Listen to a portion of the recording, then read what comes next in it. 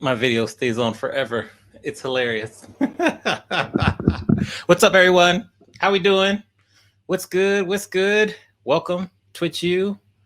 Y'all hear me all right? We good, we good. One's in the chat. Fancy Pants, hello. Fancy Songbird, thank you for that sub. All right, we good, we good, we good. Nerd Chris, what's up? Tommy Alaska, what's up? Songbird, London, Holly. I think I saw Lisa here also. We'll see, we'll see. All right, all right.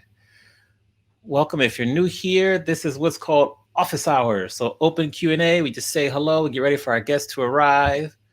We also check the mic. What's up, Eve? DJ Natural Aura, good to see you.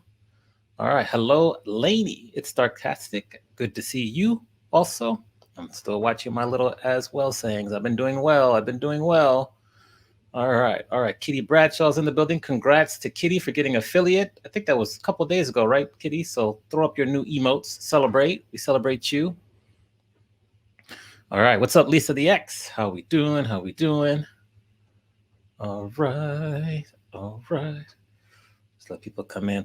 I like to do some commercials at the beginning, at the middle, and at the end. So we'll do a few commercials here. Dea, what's up? Good to see you. All right, so we'll do some commercials really quickly. CC, good to see you. Hello, hello. All right, we're going to do some commercials really quickly, really quickly. London Michelle, thank you for that sub. Happy 8 months. Time is flying by fast. Time is flying by fast. All right, so first up, well, let's go through the chronological order. Tomorrow, we have the new edition, Best 16 New Edition Songs, Part 2. This is all of them from their individual careers. Bobby Brown, Johnny Gill, Ralph Tresvant, BBD. So we'll count down let me think here. I think there's 20 of them. If you hit exclamation point bracket, you can see it. I'll go over the brackets a little later. That's Tuesday, 8 p.m. Eastern. Then we have the Twitch dating game. So we have DJ Alyssa Divine coming on the 17th. Got 3 nice bachelors with us there. So we'll do that there. So 3 nice bachelors for us on the 17th. It's going to be real fun and exciting. And then next Wednesday, we have the Twitch Not So Newlywed Game. Couples that have been dating for any duration, 6 months, 60 years, can enter. We're accepting all applications, so we got that going on. March 24th at 7:30 p.m. We have our streaming boot camp that's coming up this Saturday. Still taking a few last minute signups, 350. We start this Saturday. I think the first class is 10 a.m. Eastern. So streaming boot camp, and we also have mod class too, which has now been marked down to 1:30, and that's starting the same day also. So that's our commercials for the beginning. Let me get back to the chat here. Let me get back to the chat. Let's see, did I miss anything? Good, good, we're good, we're good. All right, so if anyone has any questions, definitely put them in the chat. Shout out to DJ Daz. My TA is in the building. So shout out to you also. And I'll see what else we can cover. Oh, I do want to talk about this too. Yes, Rose Squared. What part were you like, wait, what on? Let us know what part caught your ears. How we doing? All right, so something that I wanted to cover. And let us know, Rose Squared. But I wanted to talk about this because someone asked about it earlier. Let's see if I should still have it up here, I think. Hold on. I think I should still have it up here. We're looking. Okay. Miss Val, what's up, Miss Val? Good to see you. Take it down. Okay, we're going to look really quickly. Oh, good. Okay, here. So Twitch Turbo. So some people are wondering, what is Twitch Turbo? A lot of times you'll see people with a little, it's kind of like a little battery logo in front of their name. And that means they've paid $8.99 a month for Twitch Turbo, which gives you ad-free viewing. You don't get to see any ads at all. I think there's very rare times when you'll see ads. You get some extra emotes. You get a chat badge, extended support. So a lot of people are really trying to figure out, how do I avoid getting ads? Twitch Turbo can definitely help you. $8.99 a month eliminates all of that. So I want to share that. I'll share this again also as we work our way through. Let me put this down here. Okay, yeah, good. Let's work our way through that. Okay, good. So we'll do that there. So that's Twitch Turbo. Let's see what other questions we have. Good to see you. Okay. All right. Any other questions? That's one. Okay, so this is a good one here. When you're making a new logo for your video banner, what should the sizes be so that it doesn't get cut off? And I assume you're talking about your overlay. Yes, Holly, that covers all streamers, not per streamer. So all streamers, no ads there. So thank you for asking that clarification. So you're talking about your overlay. Let us know that in the chat. I want to say it's 1280 by 720. But whoever makes overlays in the chat can also comment. I think there's a few people in the chat that make overlays. So let us know if that's overlays. We'll comment, but good question there. All right. I saw Eve is here. Good to see you. Miss Denise is here. DJ Snoopy is here. All right. And Holly, and there was this here. Good. So if you have any more. So I think with Prime, because I am Prime, and I don't get those benefits. I get ads. So I know it doesn't cover everything with Prime. So that's true there. So we'll see. But I'll check on the Prime part for that for DJ Daz. Also. Okay, so this is a good answer right there. What's up, Arabian Prince? What's going on? Alier, what's going on? Good to see you, DJ Alier. Good, Jason. Just send me a message, Jason. Good to see you also. Thanks for tuning in. Yeah, so that's a good answer for you right there, Tommy Alaska. Also, we have a raid coming in. Archie, one of our guests. Awesome. So that's Archie coming in. So welcome everybody. Stop that, Claudia. You're funny. Come on in. Eddie Rampage, thank you for the follow. We're just getting started here. Archie, thank you for the raid. Of course, make sure you follow Archie. I can't wait to talk to him about his shows he has. I found Archie early on in my Twitch world. It was a blessing. So there. Come on in, everyone. What's up, DJ Eclipse? Good to see you. DJ Trake. I think I pronounced that well. Hello, the DJ Intel. Come on in. Thank you for the follow. Also, the DJ Intel. Yes, welcome to Twitch. You come on in. All right, so right now, for all you, I am DJ Amro, also known as the Money Experience or the Professor. This is Twitch University. We talk to different streamers about their Twitch journey. We also go over tips and tricks and wisdom on how to use Twitch better as a viewer and as a streamer. So right now we have open office hours. So it's like open Q&A for you, the beginning, middle, and end. And just if you have any questions about Twitch, either myself, I'll try to answer it, or we have a guide, or people in the chat can answer you also. Come on in. And I'm streaming to you out of Los Angeles, California. All right. So there. Good. So come on in. Welcome again. Okay. Dope. Good. Get some dinner. Archie, say some for us.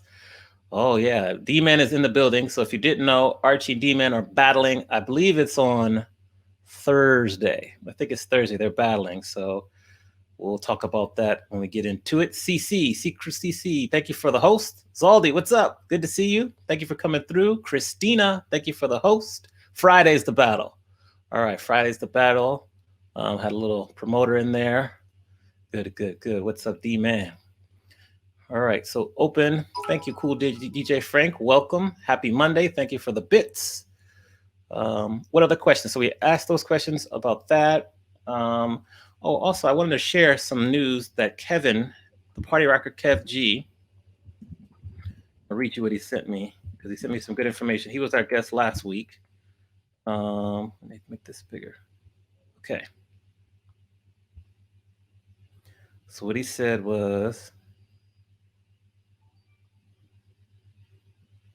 so if you stream twice in one day, so say you're streaming from 5 p.m. Eastern to 7 p.m. Eastern, and you go on before and you stop at 7, but then you go on at like 10 again, your go live notifications won't go out. I believe you have to give it an 8-hour break for the go live notifications to go out, for Twitch to automatically send those out. So Kev G found this out a couple times, and he shared it with me because he learned this past week when he went kind of live back to back. So if you're streaming and you go live like at 1 p.m. and then you stop at 4 and want to go back on at 7, your go live notification will not go out. So we're still testing out, but we did find that out. That's something else we wanted to share. The real Excalibur. Thank you for the host, Jason. Zanin, thank you for the host. So that's something too. All right. All right. So keep going. Any other questions? Come on in. But I wanted to share that. And see what else. Okay. So Christina, you say the house show had the same issue. Can you describe to us in the chat what happened with Hal? Because it's good to compare notes and everything. So let us know what happened with Hal so we can make sure to compare notes. Now, how do I pronounce this? Is it JCO1SD? Let me know how to pronounce that. JC1SD. Thank you for the host, first of all. Welcome. Welcome to the show. So yeah, so let us know, Christina, what happened with that. Let me think what else. We did that. Good, good. So today we have, first up, we're going to have DJ Marco Penta, out of New York City. Then we'll have Boy Jeanius, who's out of Chicago, and DJ Archi out of Chicago too. Correct, Ali. I'm going to highlight what you said right here.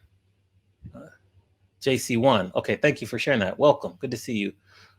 Yes, it's from when you stop to when you start again. So if you stop at say 3 p.m., what we found so far is that if you go live before 11 p.m., you won't get a notification. And so that's what we found out. We're still doing that. So yeah. Okay, so this is good here. Yep, came on midday after his morning show. Yeah, so that happened. So we'll keep testing it out. Awesome. Now, Nerd Chris, if you're having issues, put some questions in the chat. But yes, this stuff is not easy. It's not easy to stream, but props to you for trying. So that's good. That's good. Let us know if we can help you. Put some questions in the chat. Good, good. Thank you for the follow. Appreciate that too. JC1, thank you for the follow. Welcome to the stream.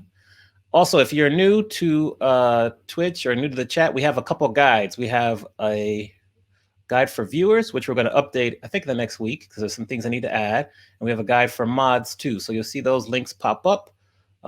Thank you, Holly. Great timing there. DJ Cruz 1, what's up? Good to see you. There. Okay. So this is a popular question. DJ Malachi, what's up? Good to see you. So DJ Andy Smith, does anyone know why when you rate someone, some watchers don't go over? I think maybe some people have it automatically set so that they don't accept any raids, so you have to raid a couple times, or they might hit leave by accident. Those are the two reasons that I know. I'll definitely ask our guests if they know also, and see about that. That's what I've seen happen, and we're still kind of doing some testing, but sometimes there's some people left. I know London from our chat gets left a lot. Maybe she can, I don't think she has anything automatically set up. She can let us know too, but it's just random sometimes. So sometimes you have to raid a couple times. But good question. Thank you for asking. Good questions. Keep these questions coming. Here, if you want to use anyone recommend a certain program to use on the iPad if you want to use overlays on your stream? So I think you can load up overlays on the Streamlabs mobile app. We'll double check that. But I know that Switcher Studio is a popular one. I know that Vader Mix uses Switcher Studio as well as True School. They might be here in a little while, so we'll ask them. But also, if you're in the chat and you know a program to use on your iPad for overlays so that you can use overlays on your stream, let us know in the chat. I do know that Switcher Studio is a proper one that we like. And then True School and Vader Mix use that. So the original show. Okay, so your original question relates to the video player banner. Is this for your trailer? Because if it is, I will do some research for you. So let me know that, and I'll do some research for you.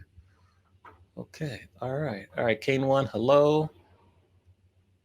If you use Restream, I think so. Yes, it will send notifications. Yes, it will still send notifications. When I use Restream over the summer, it would send a Twitch notification. Just make sure you have it set up in advance so it goes out live. So yes.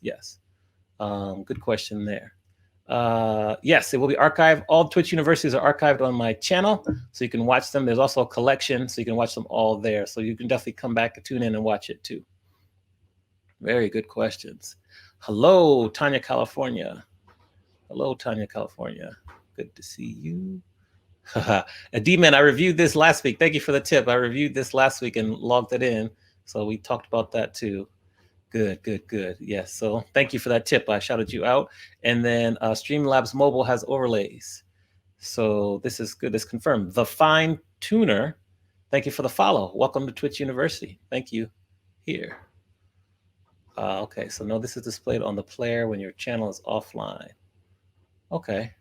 Let me do some research for you, Tommy. Whisper me that again, just so I can keep track of it, and I'll do some research for you. Thank you for asking. We'll find out that for you. What's up? Boy Jeanius is in the building. Gonna talk to him second. Good to see you, sir. All right. If I need the links. Okay. Thank you. Yeah, so Eclipse put this here too. Thank you, Lainey, for that. You notice that Twitch is muting the streams a lot faster. Yeah, so I try to take mine down as fast as possible. That's true. And just kind of leave them there. Except for these, when there's no music, or it's like the music that I own, I've created, then I'll leave those up. But all the rest, I try to take those down as quickly as possible. Their bots are getting a little bit more aggressive and accurate. All right, so right now, I'm going to bring DJ Marco Pinta. I got to practice that 3 times and get that down. I'll get it right. So I'm bringing him to the screen. One more question. Molson Ice Me. He said, is it more lucrative for streamers to receive 1 subscriptions or $5 in bits? That's a good question. I'll let the DJs in the chat answer what they think. I think the $5 in bits is good. The subscriptions can help you open up more emote slots when you get partner. So it's kind of, if you depending on how much you subscribe for, let me say that. If you subscribe for $5, then we get $2.50, most of us. If you subscribe for $10, then we get $5. And if you subscribe for $25, then we get $12.50. So that's kind of how it breaks down to how much money we get. We get 50% to the middleman. I know Kitty loves to talk about the middleman. So yeah, I like this strategy, Miss Vale. So she says bits for short-term game, subs for long-term. So yeah, like subs is good. You can kind of build that revenue up over time. Actually, after we talk to Marco Penta, I'm going to show you a video that highlights a big gamer's earnings. Now, we don't want to get too crazed out about how much he earns, but it just shows you how the revenue can flow and how it can duplicate very quickly. So that's there. All right. Kitty's about her money. Yeah, so she's like, cut out the middleman. I agree. Reoccurring sub. There you go. I like this one too here. Reoccurring sub. A lot of times you get a big month. We have lots of gifted subs. I think that happened to me like September, October, and then it falls off because people don't renew. So reoccurring sub is greater than bits, is greater than gift sub. This is a good strategy too. I like that, DJ Daz. Thank you for sharing. That's a good one too. Awesome. Awesome. All right, here. So let's welcome. Switch this here. Marco. Hello. How we doing there, sir? What's going on, Amani? All right. All right. Me on. Oh, look, we are very happy to have you. Welcome, DJ Marco Pinta, to Twitch University. What's good? What's going on? How's your day going? Going very well. Thank you. Thank you. You're still up there in New York City, correct? I'm currently in New Jersey now, but yeah, okay. All my gigs, everything's based out of New York City. So just waiting for things to get back to normal whenever that happens. We're gonna talk about that. For those that do not know you, tell them who is Marco Penta. Well, my name is DJ Marco Penta, based out of New York City. I've played before BC times, played 12 different markets, mostly East Coast, some across the country in California, San Jose, San Francisco. I've been DJ for probably over 20 years, but now I started when I was 16, more or less. I started on vinyl, you know, like most of the other DJs. Worked my way up, got Serato, just took it full force, you know, and this is all I know. This is my life. So talk to us about when was the time period that you found Twitch and what inspired you to start streaming? Well, I want to say back in like April, I was doing the Instagram thing for a while. And then I heard about Twitch once, you know, they started cracking down on Instagram. And I said, you know what, enough's enough. I'm tired of, you know, like everybody says, I'm tired of having to like restart it every time I get taken down for a DM CCA. So I found out about Twitch through, you know, Neil Jackson, Audio One, great friends of mine. Like there's been times where like I've had ups and downs where I've almost wanted to quit and just give up on it. And then they gave me the call. They're like, no, get back on it. So I owe a lot of gratitude to them. They're the real ones. So what happened during those times when you were getting ready to step away? What caused that? Well, to be honest with you, I've always been like, I've never been like the attention seeking DJ where I wanted to be on the forefront of things. I never wanted to be like in front of a camera. I'm not used to it. I'm kind of like, even talking on the mic, I would only do it if I'd have to, but for the most part, I'd rather just focus on like DJing, queuing up the next song, or doing what I can to like keep the crowd happy.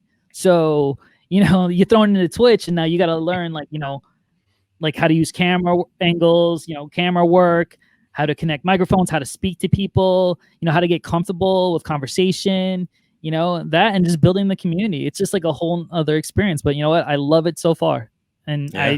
I could see myself making a change. And when things open back up, I'm probably most likely going to stay on Twitch. So. Okay, so continue with that thought. Will you still go back and like travel a lot, do a lot of the club gigs, corporate gigs, or will you spend more time on Twitch, do you feel?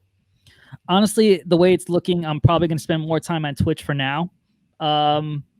Just because there's just so many things that are like uncertain. I mean, I'm waiting in line for the vaccine. I have zero doubts about that. As soon as I get the chance, I'm getting it. Mm-hmm. And then another thing is like the landscape, are people going to be spending as much money? I'm from New York City, where like a lot of the rates were getting beaten down because like insurance rates and, everything you can think of for the most part. So it's another thing I got to think to myself. Do I really want to go back, out there and like, risks my life? And then I'm getting older. So I'm like, I need something a little bit more stable, so I've just been thinking of different plans.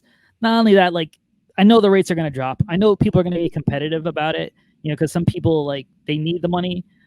I've been lucky and fortunate enough where I could build my Twitch where, it can keep me going. So I could say no to those low end gigs and just work on building myself long-term. Like I'm thinking now 5 years down the road, I'm thinking about, health insurance, my life is at risk, when I go out now. So I'm also thinking about like, maybe settling down, having a family one day. So it's just different things going through my mind. So it's something I've been going back and forth with in the past 2 weeks or so, actually. So, okay. Pretty recent then. Yeah.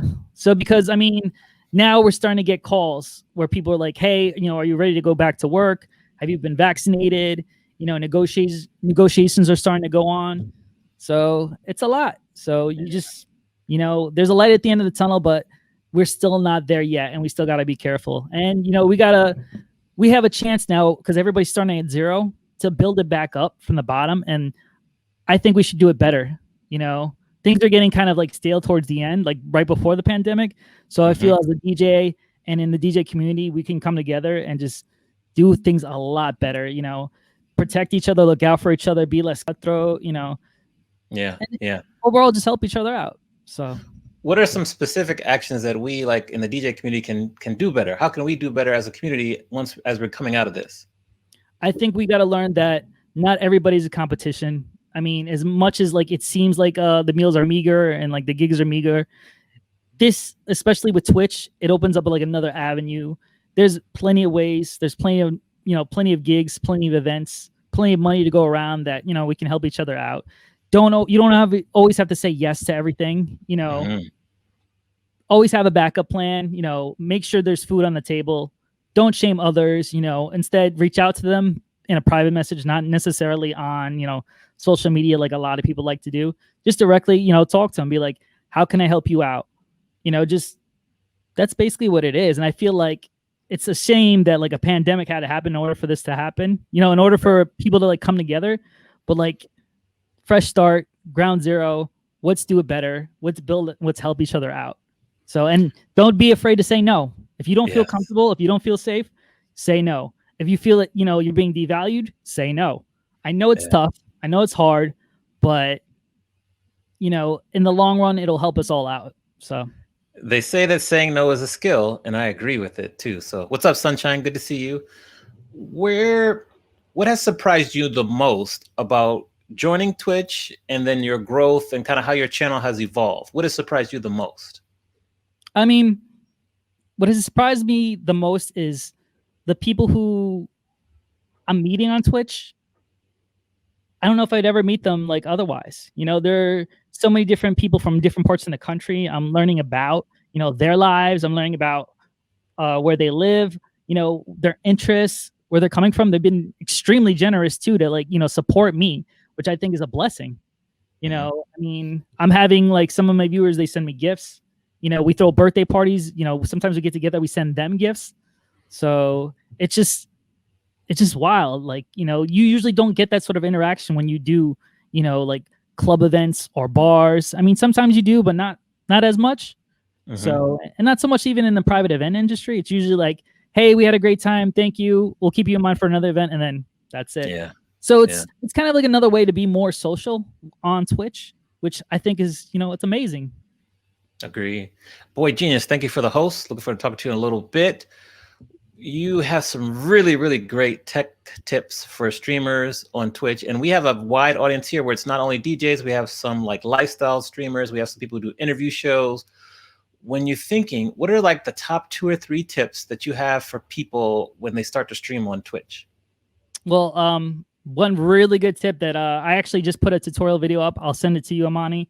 I noticed that not only DJs do this, but like a lot of other like people who are starting to live stream, they neglect to put a compressor and a limiter on their audio channels. That again, when it comes to Twitch, people are attracted to the audio first and then the visual, right? They need to hear you. Sometimes they're blasting their volume and they can still barely hear you. You got to make sure that your levels are right, make sure that everybody can hear you, and that it translates also onto a cell phone, because a lot of people tune in on their cell phones. A lot of people, this is kind of like the new TVU radio. So make sure it sounds like that. Make sure it's professional, make sure you're not clipping. And that's the other end of it. Make sure you're not too quiet, but make sure you're not clipping as well and you're not distorted. So that's very important. If you want, I can even send you the video that I had set up too. So okay, yeah, awesome. What other tips come to mind? I think a lot of people, like a general overall tip, I think a lot of people think that you need to spend a lot of money in order to get started, and that's not necessarily the case. It's just a lot of it has to be focused on the content and the audio. As long as you have like why would people tune into your stream? Do you entertain them? Do you inform them? Do you do something funny? In a sense, like, I think they should focus more on that. Like when I first started, I was like, I was running through my savings because I was without gigs. All my gigs were canceled. So I probably spent less than $100 for everything. I already had the DJ set up again, because I'm a DJ. I just picked up like an iRig for like, I think it was like $100, and a mic stand for like $40. As far as like say the green screen and all those graphics, you can go to Walmart, get like for $5, get like a big sheet of like green fabric, or any sort of like hobby store. So everybody says they're like, I want to get started, but like, I don't have a green screen. I'm trying to get one on like eBay or Amazon. I'm like, just go to like a Walmart or some like, cheap fabric store. All that is just green fabric that I pin to a wall. I don't I don't even have like, like all the stands and all the fancy equipment and stuff like that. So I just kept it low budget, because at the end of the day, it's more about the content. So that's tip number 2. Let's see. Okay. Great tip. Flossie gave us that tip. She showed us when she had her green screen. It was like a blue screen, just tablecloths from the dollar store. So you're the 3rd or 4th person to mention that. So great tip there. What's up? Keep rising. Good to see you. And then as you're thinking for another tip, I want to highlight this one question that Jason has here. And he says, are you creating other non-DJ content? If so, why? And he wants to know if you've checked out Kink. And what do you think about the live performances that DJ producers are doing?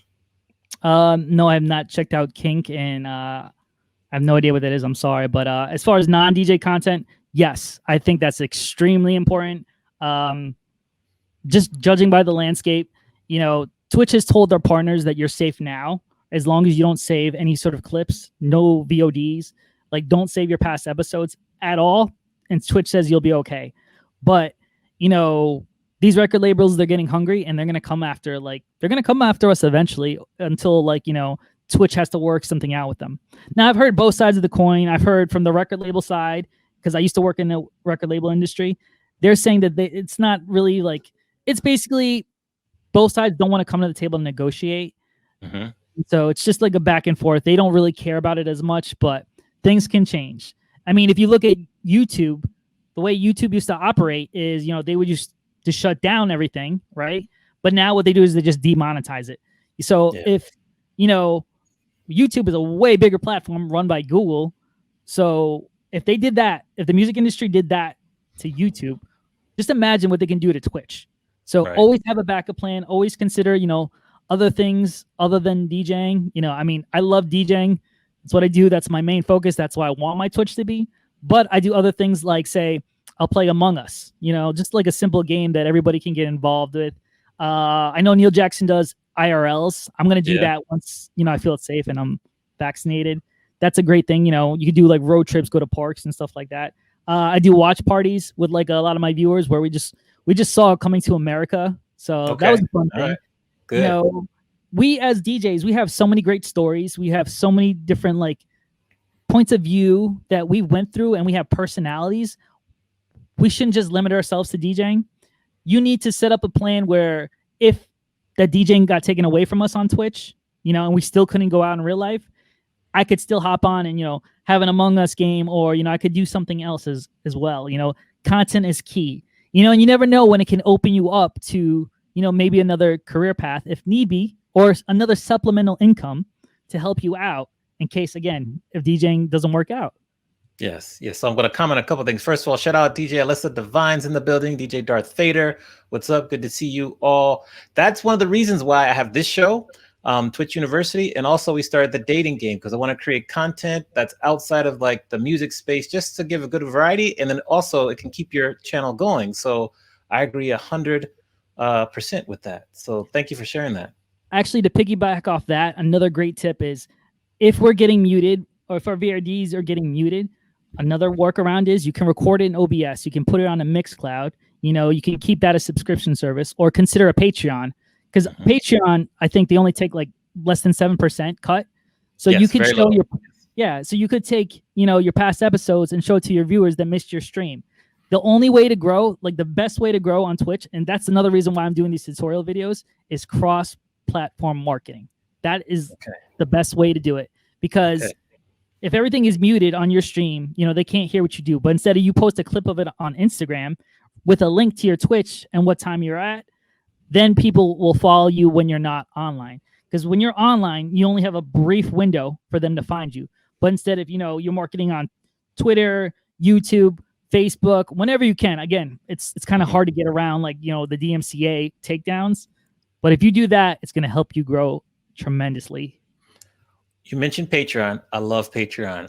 What platforms do you feel streamers on Twitch, like DJs, lifestyle streamers, where should they be looking to kind of cross share all the content they're creating on Twitch? Well, if you're going to monetize it, definitely go to Patreon. I mean, me personally, I haven't set it up. I want to learn more about it, but that would be the first step. Second, definitely YouTube. Consider things other than, trying to have the workarounds for the music or try and use copyright free music. I know it's tough, but if not, just have content up there for the YouTube, because eventually you can monetize that. And I think Twitter is very underused, underappreciated. I feel like, because the thing with Twitter, one, it hits the younger demographic, and two, the shareability of it. If somebody sees like a cool clip on it, they're most likely gonna heart it, which all their followers are gonna see, or they'll retweet it, or they'll quote tweet it, and then they'll comment on it. So that's what you gotta like consider. Even TikTok.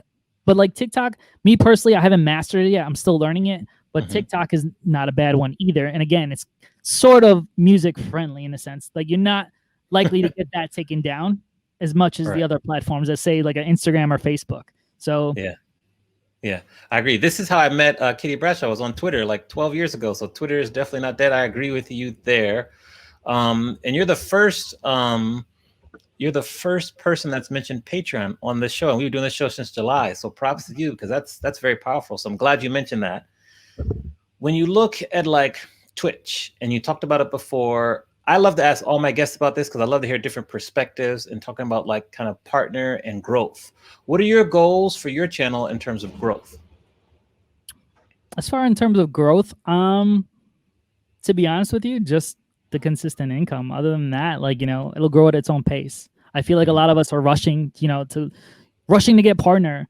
But to be honest with you, if I was starting over again, and I know this is going to probably shock some people, I wouldn't even become affiliate. Okay. Tell us why. The reason why is once you become affiliate, a lot of people don't realize this, and people still do it. It's kind of going around it. But when you become affiliate, you're signing a legal binding contract saying that when you broadcast on Twitch, you cannot broadcast on any other platforms. Not only that, once you broadcast on Twitch, all the content that you broadcasted on Twitch has to remain only on Twitch for 24 hours. Now, obviously, it's hard for them to reinforce this.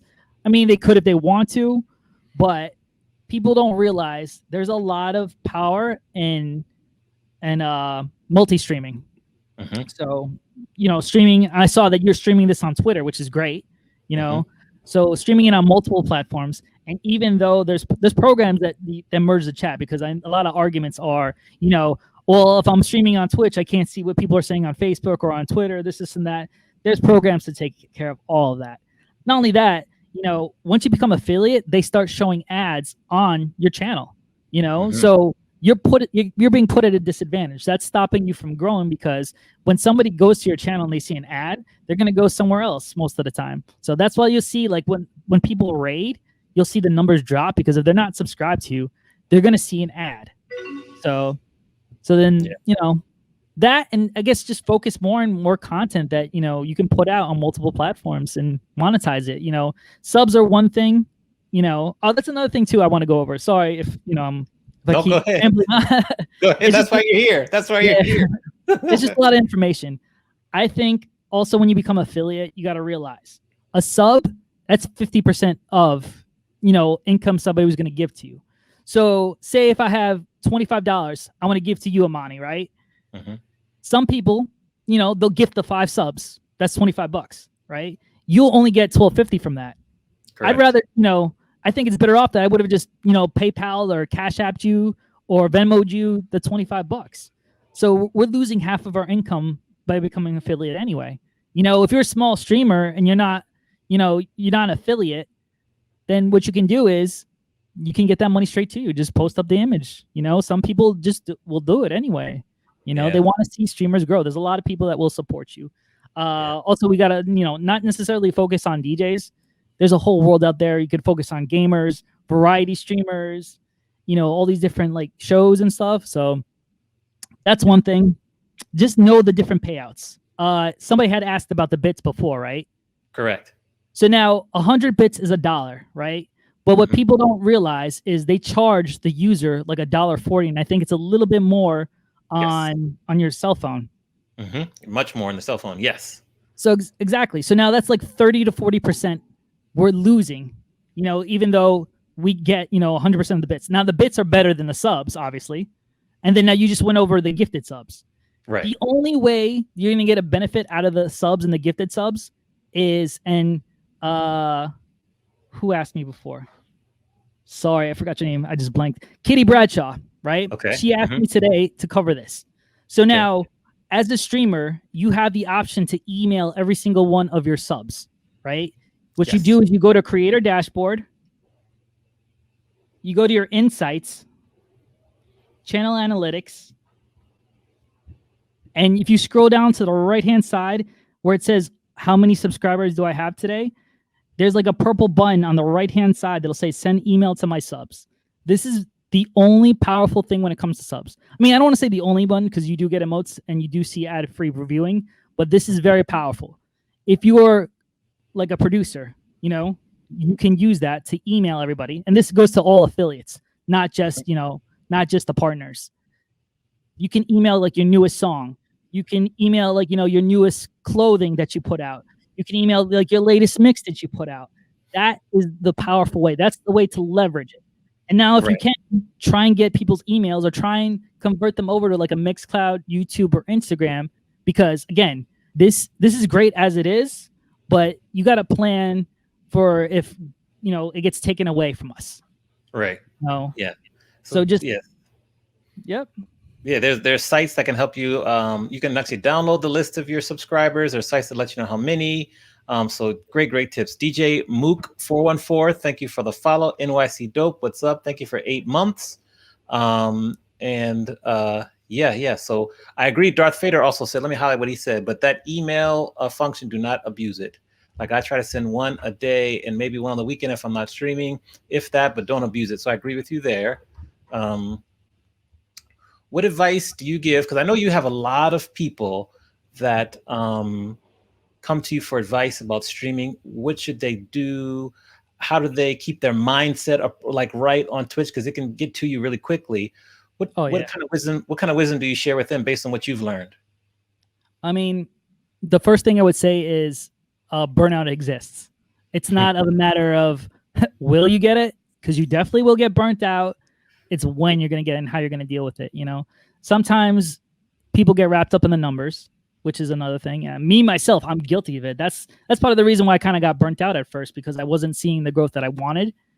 So, you know, I was just like, you know what, maybe this isn't for me. And we're probably about, like, I started around May of last year, and a lot of people, they started kind of late, but a lot of people are kind of like giving up at this point, because like things are slowly starting to open. So they're like, you know what, it just isn't for me. I'm going to go elsewhere. I'm going to try and, you know, either get another job or try and hustle like gigs, you know? So, and like, it's understandable, you know, it's not easy to like first get everything set up, you know, then, you know, become comfortable in front of the camera, and then know how to talk to people or how to interact with people, because some of us are just so used to just being DJs, and there's nothing wrong with that. You know, there's a lot of great DJs that still haven't hopped on, but, you know, for those that have, you always try and like help them out, because, you know, it's another form of income for them, you know, and I don't see this going away unless, again, comes down to the record labels, they step in.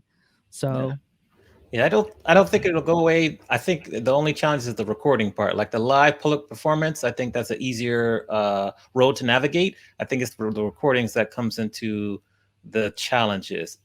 Elevated Event Group, thank you for the follow. Also, if you have any questions for Marco, put them in the chat. We're having a nice, lively conversation.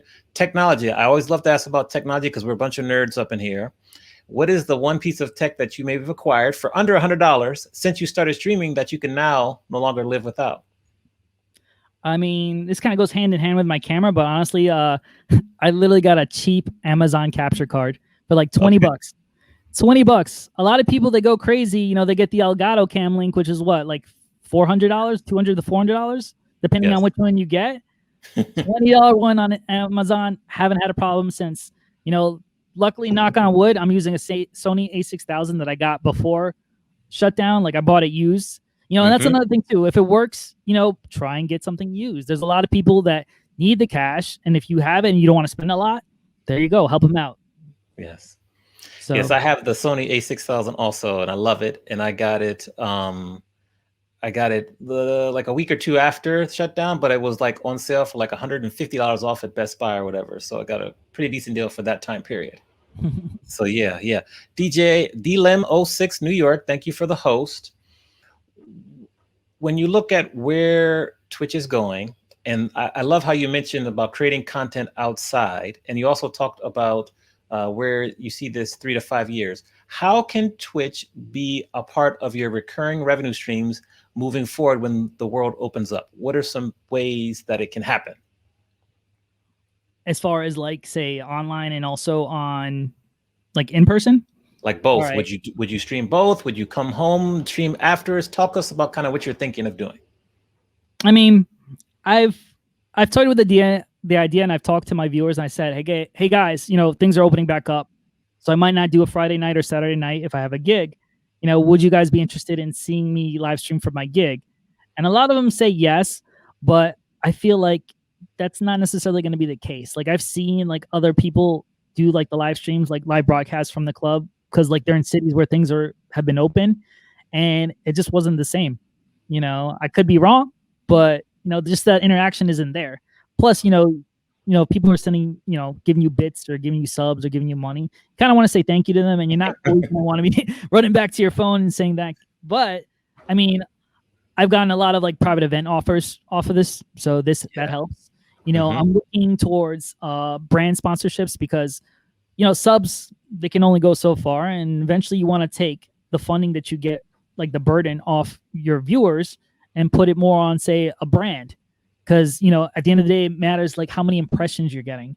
You know, that's how you can calculate, you know, revenue from brand sponsorships. And I know a lot of people, they're starting to reach out now. There's a lot of like alcohol, you know, they had already budgeted for the year for 2020. So they still have that money, and they're going to either need to use it or they're going to lose it. So in 2021, Start reaching out to those brown alcohol companies. Start reaching out to camera companies, mic companies, headphone companies. That's another way. That's another avenue of income. I think Twitch, what they're doing now is they're kind of trying to move it back into like an how do I describe this? Twitch is trying to become like the next YouTube. And so now what they're implementing now is this thing called a brand score. They're going to give each streamer a brand score, like their risk assessment, where if you're, a good, clean streamer in a sense, or you're ad friendly, they're going to have more brands approach you. And, from there, they're going to try and see if they can, incentivize you or target brands better to your audience. So I know YouTube is the best for that. And also YouTube is the best for discoverability. That's why I say build your YouTube. If you're a Twitch streamer, you should 100% be building a YouTube, because 1, it's easier for people to find you.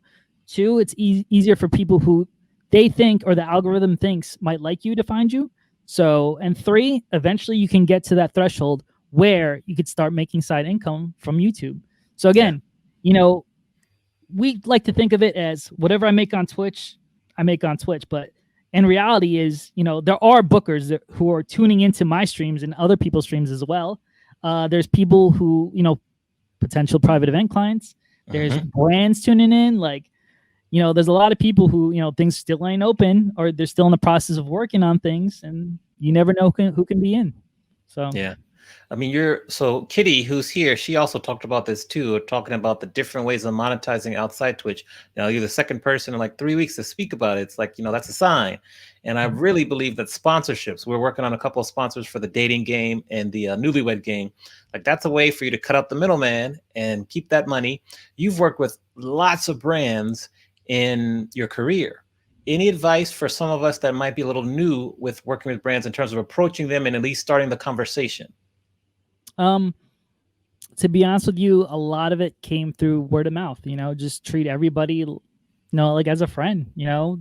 And don't be scared to just reach out to somebody. Or LinkedIn is a great tool to reach out to other people too, as far as events or as far as brands go. As DJs, we're in the nightlife. Obviously, liquor reps, they're the easiest to find, because usually they'll approach you and they're like, hey, once you get to a certain level, or you sort of word of mouth notoriety, they'll come up to you, be like, hey, would you be interested in pushing our brand? And then, they'll do the research on you, and then you work out a deal with them. But a lot of it comes to, just being out there, being sociable, whether it be, in person, whether it be online, just social media, just don't be afraid to just reach out. Obviously don't try and find some sort of in other than, hey, can you sponsor me? Hey, can you send me some free alcohol? Like, right. Just work on your pitch. There's a million other, there's a million people out there that have tutorials on how to pitch it. JM Cam, she had a whole stream for how to pitch people. Yeah. Shout out to her, yo. She's on point. She's somebody who I learned a lot from this pandemic. So make sure to follow her. Work with a lot of PR company. Make sure that, you have a one sheet or a press kit that's on point. Things are starting to open back up. Events are starting to be planned, guys. Get on that. If that's the world you want to go into, if that's what you're looking for, just shoot out to them. Hey, you guys got any events going on this year? I just want to introduce myself. Okay. I guess those are the best tips I can give you guys. Make sure, he's up on the swearing, definitely. I try to say, I always joke about my corporate sponsors, but I'm not really joking. So, I'm being dead serious. Yeah. You mentioned LinkedIn and you mentioned Patreon in this interview. I just want to say thank you, because those are some 2 platforms that DJs and streamers don't pay much attention to. Very powerful, very powerful. So thank you for mentioning that. I got 2 more questions for you before we kind of let you continue. I understand that go-go music is one of the genres that you're looking to maybe learn a little bit more about in terms of dropping in a set. Is that correct? Yeah, to be honest with you, I don't know too much about it other than, A-Marie. Oh, okay. Okay. So A-Marie went to Georgetown. She went to school in DC. We're going to have to invite you. I think once a month I do a go-go set, because I'm from DC. So I know about the music. I grew up in it. So we're gonna get you to come and pay. You'll have to watch for one of the streams. We have a good time with the go-go music, and so we're gonna educate you. That's my mission, because that's one of the genres that I grew up in and I love, and I've found a new love for it on Twitch because not many people know about it, but when they hear it, they start to vibe with it and they understand it. So I had to ask you about that. And then before I ask you the final question, let people know your streaming schedule and when you're streaming next. Perfect. I'm streaming on 3 p.m. Eastern Standard Time, noon Pacific. I had to do the math, quick math. Mondays, Tuesdays, and Thursdays from like 3, usually the 3 to 6. Sometimes I'll go a bit longer if I'm just feeling it, or, you know, we just have it like a good crowd. And then I do Saturday nights, 11:30 p.m. till whenever. There's times where I've stopped at 8 a.m. There's times where I've stopped at 11 a.m. the next day. I just love the long sets, and, you know, sometimes I just keep going. So yeah. I love DJing. I love it. Like, this is my life. So awesome. And yes, the real Excalibur, you are correct. Rich Harrison is from DC. He's responsible for a go-go sound. This is a fact. Thank you for sharing that. Rich Harrison's a dope producer too. Thank you, London, for dropping that link. Final question is that I love to hear from streamers who are really active in doing it. What advice they give people who might be on the fence, a little nervous about streaming, either DJs or variety streamers? If you met them and they were nervous or scared, what advice would you give them? That's a good question. Probably tune into a Money experience. Besides that, thank you. Plug, clip that. What else would you tell them? Honestly, the best advice, I guess, it depends on what they're nervous about. But what helped me a lot is watch a lot of YouTube videos, specifically Alpha Gaming. That was a really good one. Yes. Don't focus. I mean, the DJing part should come naturally to DJs because, you know, they're already DJs. But I think you should still focus it on a show format. I think we just hop on, we just DJ, and it's, you know, it's automatically going to work. And it does work for some, don't get me wrong. But consider it, look at it as kind of like a show, you know, TV production-wise. Because in the end, we kind of are. This is like the new TV radio medium. Like, if you look at the statistics, the average retention rate for, like, say, the Super Bowl is 90 minutes. Okay. Right? 90 to 99 minutes. I think last year's was 91. Not this one, but the year before it. The average retention rate on Twitch is 110 minutes. So the retention rate is a lot more powerful on Twitch than it is for TV, for the Super Bowl. You know, one of the biggest events on TV too as well. Exactly, yes. Yeah, and if you look in, like, say, we just had the Grammys, right? Their viewership, I think, dropped in half. I think the numbers today is now less than 7 million. Okay. So less than 7 million people tune in when they're used to getting numbers is 14 to 30 million. So it automatically, you know, cut out. So think about it like that. What if we had our own Grammys on Twitch? You know, that's just another idea. You know, sometimes I think the best thing to, like, stop people from getting nervous is to, number one, have a plan. Like, you know, the 5 Ps, you know, proper planning prevents persistent problems. Yes. You know, yeah. Keep going.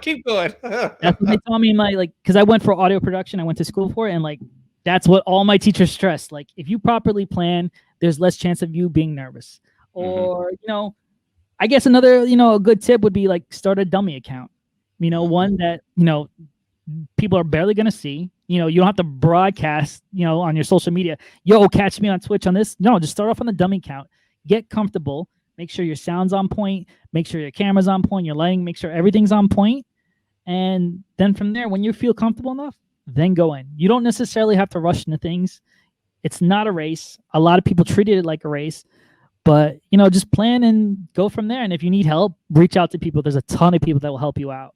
Yes. So for one, I told everybody, I go, listen, if you need help with your stream, or you feel like you're stuck, or you feel like you need help with something, reach out to me. My DMs are open. So, and I mean it. So I have group chats going off. There was a point where I was going to write a book, and I was just like a free ebook and just send it out to DJs that were kind of late to the game. So I feel like as much as I know, I'm still not established though. That's one thing I'll say. Like, I'm still not at a level where I'm comfortable to even claim on, like, you know, a quote unquote expert. It's just like, I've read a lot of the marketing things. I've watched a lot of videos, and I've done a lot so far, but I feel like I still got a way to go before you can even make some sort of claim or even charge people, you know, for courses and everything like that. So that's just me personally. So yeah. Good. Well, we're always learning. We're learning together. I love it. I learn something every time I'm on stream. I also wanted to recognize let me know how to pronounce this. Me live, I think this, or live. Let me know. Send me a whisper. We can help you. Because if you're trying for a month, you're almost there. So it's almost there. So send me a whisper. We can help you. So definitely want to shout that out. Marco, you were dropping gems and gems. Thank you so much. Listen, I got more to go. Thank you for having me. Of course, we're gonna get you to come back. Send me that video that you just did about the sound, so I can share that next week with everyone. So that's a great advice, and just keep doing it, and we'll support you. And just thank you for sharing your wisdom and advice. Thank you for having me. I appreciate it. Thank you to everybody that tunes in. Thank you to everybody in the chat. Again, if you guys need any help, feel free to reach out to me as well. Yes, the mods will drop the link in the chat, and we will see you soon. All right, put some ones and some hearts in the chat for Marco. If you have his emotes, put that in there also. Great stuff, great information. Okay, Melly V. Okay, thank you, Laney. Laney keeps me straight over there. Oh boy, Melly V. So there. DJ Don Juan, good to see you. Let me see here. Ooh, you have a good question there, Don Juan for life. So I saw this question come up here. So any PC Mac, this is a popular topic.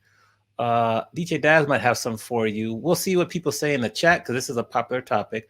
Now, I'm going to show you a video before I bring in Boy Jeanius. This is a video from a pretty big gamer, and so he talks about his earnings on Twitch. So I just want us to watch it together to see what's possible, because also, as Marco said, you can get stuff outside the platform, but since we're here and most of us are affiliate, we might as well take advantage of the system as best we can, get that money, while we're still working to create content outside of the platform. Thank you, Eddie Rampage. Thank you for tuning in. Also got a shout out DLem006 NY. Thank you for the follow. DJ Don Juan will excuse the tardy this one time. No detention. All right, so let's watch this video. If you have questions, put them in the chat or comments. I'm going to queue up the video. We'll watch it, and then we'll get to Boy Jeanius next. So let's see here. Here we go. Category. Twitch is a little more convoluted than YouTube because it has multiple streams of revenue. The big one is obviously subscriptions, but then you also have stuff like ad revenue, bits, and donations. Before we get into how much I earn, I am going to break down how subscriptions work on Twitch. There's 3 different types of subscriptions. There's a tier 1 sub, which is either $5 US, or if you have Amazon Prime, you can sub for free with Twitch Prime. And then there's tier 2, which is a $10 sub. Can't use Amazon Prime or Twitch Prime for that at all. And there's tier 3, which is $25 subs. Again, can't use Amazon or Twitch Prime. Now, the amount you earn on each of these subs is different depending on the size of your channel. If you're a small to medium-sized channel, that means you generally earn 50-50 on the $5 subs, 60-40 on the $10 subs, and then 70-30 on the $25 subs. However, once you start to grow, you'll then be offered the better split option for subs, which is 70-30 across the board for $5, $10, and $25 subs. And I've been on the split for a while now, so I have 70-30 across the board for all my subs. Now, a few more pieces of information. My income on Twitch this year was pretty crazy compared to previous years, and that's solely because of the charm that I got in Rainbow Six Siege. To show you how crazy it was, from January 1st until September 8th, which is the day before my charm got announced, I had a total of 12,000 individual subs across all that time. This meant that on average I had about 1,500 subs per month at any given point. And then from September 9th until December 31st, which is an almost 4-month span, I got almost 22,000 subs. So in less than half of the time, I gained almost double the subs. This brings our total for 2019 to 34,000 individual subs. Some of these were tier 3 and tier 2, but we're just going to assume for the sake of showing you guys information that they were all $5 subs. And on top of that, it's also important to note that a tier 1 sub is not always a $5 sub. Depending on where you live, the sub can be cheaper. I think it was in Mexico, subs are normally only $3 per person, as opposed to $5, which means that Amazon/Twitch will give you a different amount based on where the sub is coming from. But again, for the sake of this example, we're just going to assume everything is a $5 sub. Now, if we take the 34,000 subs and multiply it by 5, we get $170,000. Now, since Twitch takes 30% of this, that leaves me with $119,000 US. And now that my charm has been out and I've been selling out a decent amount on YouTube, I've now been averaging about 5,000 subs per month, which means that moving forward, I would probably be earning on average about $17,500 per month just on subscriptions alone. Now for the other categories on Twitch. Ad revenue on Twitch is significantly less, but it also operates almost the exact same way. Streamers have a button that they can push, and if they push it, everyone watching gets an ad unless they're a subscriber if they have that option enabled. But you push this button, everyone gets an ad, and you make some money. The more you push it, the more money you earn. Pretty simple. And pretty similar to YouTube with the more ads you insert, the more money you earn. However, personally for me, I have it set up where I never run any midstream ads at all. I only have an ad for if you are not subbed to the channel and when you first join into the chat. Otherwise, you will never see an ad on my channel. And because of this, it means that I earn barely anything off of ad revenue.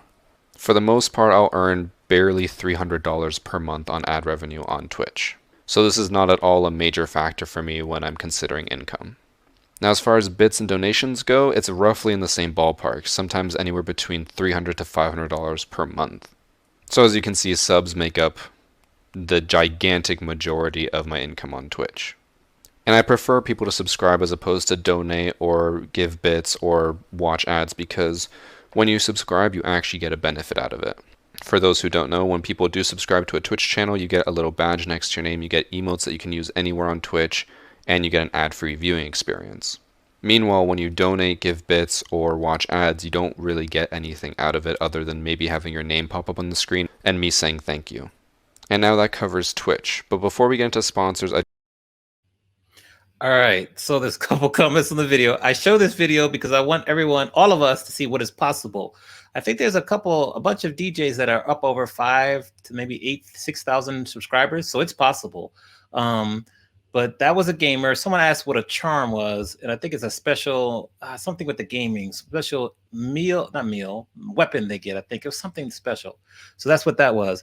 There was also, Real DJ Platinum. So you're asking about his 350 split. He has, what I've read and what I've talked to people about was that you have to average 10,000 concurrent viewers over a 30-day period, sometimes 60 to 90 days, before then you can get elevated to top tier status. So you know how a lot of us are trying to get and stay over the 75 person average viewer. That's an average of 10,000 or more.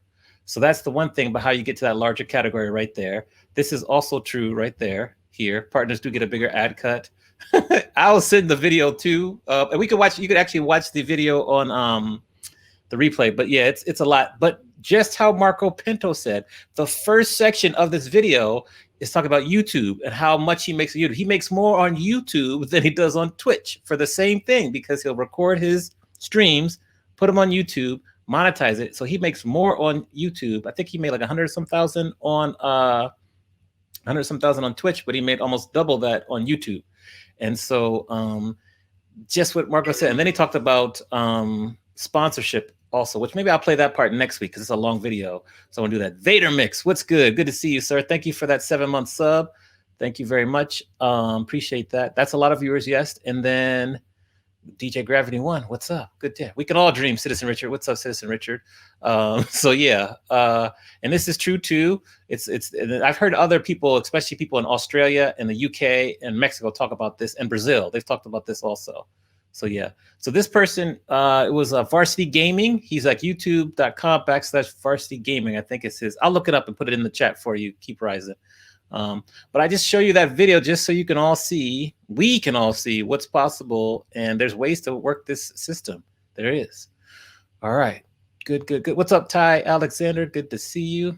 Yes, we should not forget this. We have to do this. I was talking to someone who's thinking about starting, I think it's like a beauty page. I said, you definitely need to cut those clips up and put them on YouTube because you can build that audience up very quickly. Cool. So thank you for that. All right. Now, thank you, Marco. Thanks for sticking around. Now let's bring Boy Jeanius to the virtual stage. Hold on. Let's do this right here. All right. Boy Jeanius, what's up? What's up, guys? Can you guys hear me okay? Yes, we can. We can hear you. We see your screen. Yeah, sounds good. Thank you for having me, Amani. I appreciate you. Oh, man, we appreciate you. Thank you for being with us. For those who might not know who you are, tell us who is Boy Jeanius. Oh, wow. I wouldn't even know how to address those people. No, I'm just kidding. No, I DJ for a living and been DJing all of my life for about 18 years. And I'm 32 years old. I got on the radio at 18. I was on Kiss FM. I played multiple games in this level. I've been every type of DJ. I've been you, DJ. So like I understand a little bit about the trials and tribulations of, carrying this weight as an artist and also as somebody that contributes to the game on a daily and on a regular. And I'm sorry for those follows. That's just the Twitches. It's okay. Yeah. Thank you guys for following. Appreciate that. We love you. What's up, Charisma? Yes, we love it. We have a lot of Chicago natives in the building, so let the Chicago natives know what channels you worked with in the past. So I've been, like I said, I've been a part of every community of DJs, whether it be like your radio DJ or your club DJ, your mixtape DJ, your radio mix show DJ, have your own show on a radio DJ. And I've done that all in Chicago. So I'm very proud of where I'm from. I'm very proud of all the opportunities that I was able to accumulate, put them on my belt, as a DJ that plays the game, you know what I mean? That wants those accolades, that appreciates, the space that's in there and treats it as a space that, deserves respect and always DJ'd with integrity. So it's like, I've always found that to be my constant that allows me to still be present. It's just to always treat the game with integrity. And sometimes, when I DJ just in the local cities of Chicago, like I try to influence the local DJs and try to get them to understand that there's better business out here. There's 100% better way to utilize their name, their quote unquote brand. I try to encourage a lot of people. I share a lot of game from all those worlds that I walked, and I bring it back over here to just be like, hey, there's better ways. We can do a lot of things better. Well, tell us then, what are some of the better ways that we can kind of use our name as DJs and streamers now that we have this Twitch thing going on? I'm so excited. I mean, that was my intro. We just started. So let's go. Talk to us. So let's talk a little bit. We can do a lot of things that happen in this world, like with DJing, how we crossed over to now 4D land. It's amazing to me, the things, and I wrote some things down. If you don't mind, I would like to share them. No, please. Because I love it. I have a lot to say, but I don't want to say it without being understood first. And I feel like when I speak on DJing, it comes with a certain tone, and I don't know if my tone is correct, but I do know what I'm saying is right. And there's a lot of just overlooking that happens in this industry, and a few things that I want to point out today. So thank you again. You're welcome. You guys walked into an ass kicking. Let's do So I start by saying DJing is a sacred art form, and it must be protected, or there will be no future in DJing or business in DJing. It would just be, kind of where it's at now, where it's just there's no way to kind of bring it up in the sense of a local level, on the level of business from, like, say you get a sponsorship and how you should be treated from them. There's a lot of miscommunication that I don't think the other side can draw for us anymore. It's like we need to really focus on creating a conversation between us to let them know how we should be approached a little bit better, because I feel like there's many different types of DJs out there, and they can totally exist. Every fucking DJ can totally exist. But I feel like there's too much static out here, and I want to be clear on it. We have to understand that we're playing with an art form here of people that dedicate their lives to this. And I might be talking about myself, but I know there's other people in that room that dedicate their lives to DJing that don't qualify to DJ based off today's standards. They don't IG, they don't post artwork, that's not their forte. They like to DJ. They give a fuck about music. They are worried about the room, for the sense. So, like, we don't promote, we DJ. We don't have photo shoots, we have shots of us DJing. We don't politic. Politics are for people who want control. We are already in control. And by now we have an IG, you got to have that. But today's requirements, you can't have pictures of your setup or DJing. You need to prove your worth in artwork. And what I mean by that is, I feel like this game has changed it's put into the other people's hands. They got it. It's all good. Let them have it. That game can exist. But where is the DJ? Where's the DJ in this whole transaction? How come there's no budget for this type of DJ? How come nobody ever finds this DJ? They are working, they dedicate their lives. You could have 80, 100% budget for this project you want to do, and you want to put this IG DJ who looks good, who DJs for a living, is also out here. And what I mean by IG DJ, I mean somebody that knows how to use their IG. Mm-hmm. You get what I'm saying? So it's like, I'm not shouting, there's no shots here. It's all just straight to the point. So that level of understanding how to use your business is also a level of DJing. And knowing how to connect those dots, that works. But from a promoter's perspective, or somebody that's sponsoring the level of DJ, when they say DJ, I want them to understand what we're talking about. Like, are we talking about people that play music for a living? Are we talking because there's selectors, and that's the type of DJ. And then we have other DJs like that don't DJ at all for a living. It's weird to me. It's like, I want to know what we're talking about on a public level, because if we're going to get booked, if I'm trying to book myself and somebody wants me to DJ their event, I almost feel like I have to undo their thinking about what a DJ is, because of how many DJs they probably encountered and how, they're okay with being taught or like led a certain way. They're okay with being treated a certain way. And I'm gonna outline that shit, but I just want to outline that I'm not throwing any shots. I want to be clear. I'm just presenting a scenario that is relevant to a lot of DJs.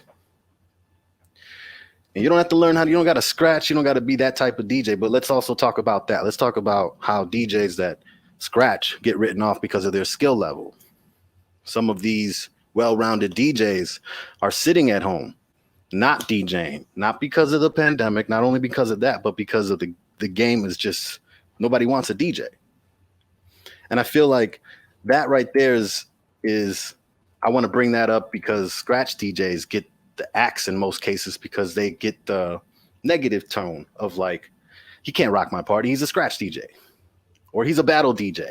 And it's like, no, I'm a DJ.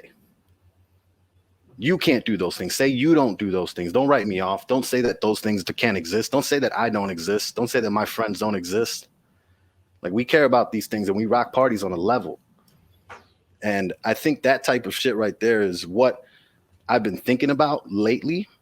And I feel like I needed to talk about that because I need to know what we're doing out here.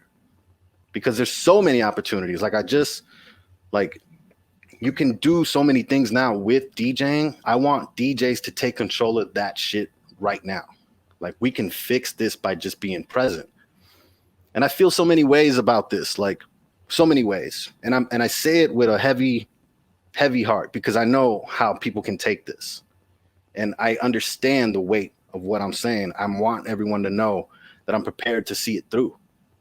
Like, I can see this. There's so much to do. People are making $17,000 a month off of their Twitch streams. You understand the power and the monetization you can take control of from the top to be able to communicate to the people that actually support you, not the people that use you.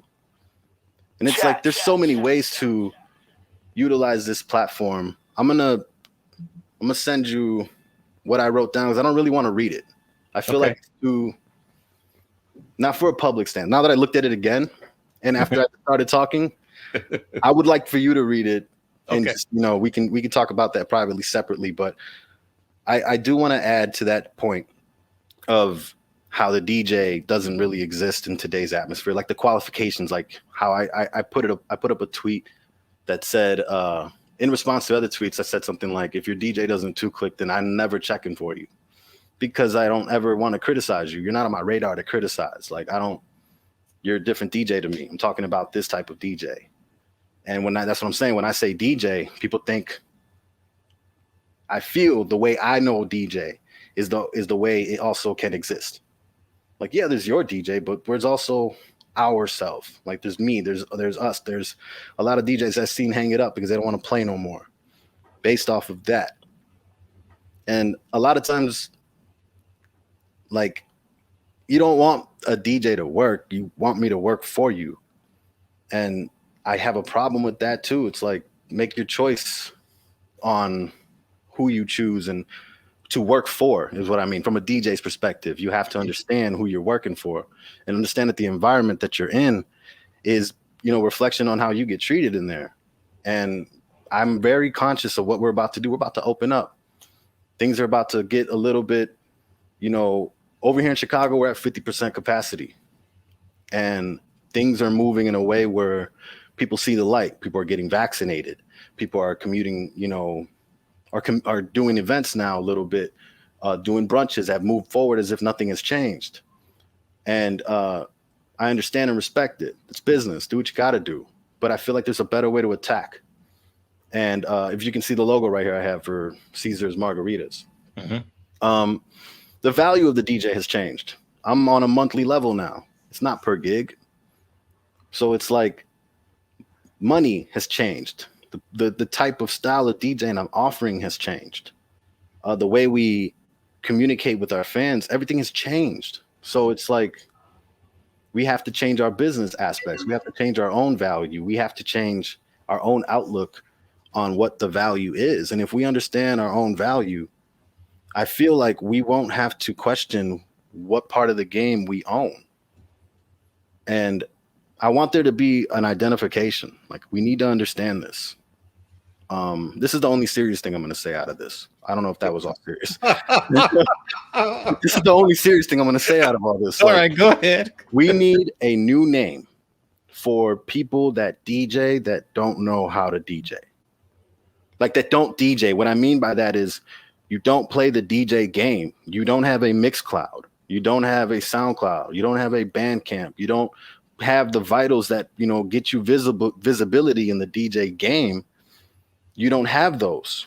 And you're out here still booking and DJing. So I'm curious, what are you doing if you're not putting up any points in the DJ game? I have so many questions. But it's like, and my other response to that, because I can think on both sides, is what you can exist. You could totally exist. Do that. And we need to call you something, because you can't be out here saying you're a DJ. Just don't claim you're a DJ, because there are people that do. And we get confused in that market when we're trying to organize, deals and dates and, set up a venue so that you can control it from the top, because I feel like that's what a DJ should be doing. And I have a few ideas I'd like to share for when we go outside, and a few things that I used to do before Corona that I think really apply to today's state of DJing, and how you can use Twitch to get a sponsor, like how I have Caesar's right here. I want to say all those things to say I can help. I want to help.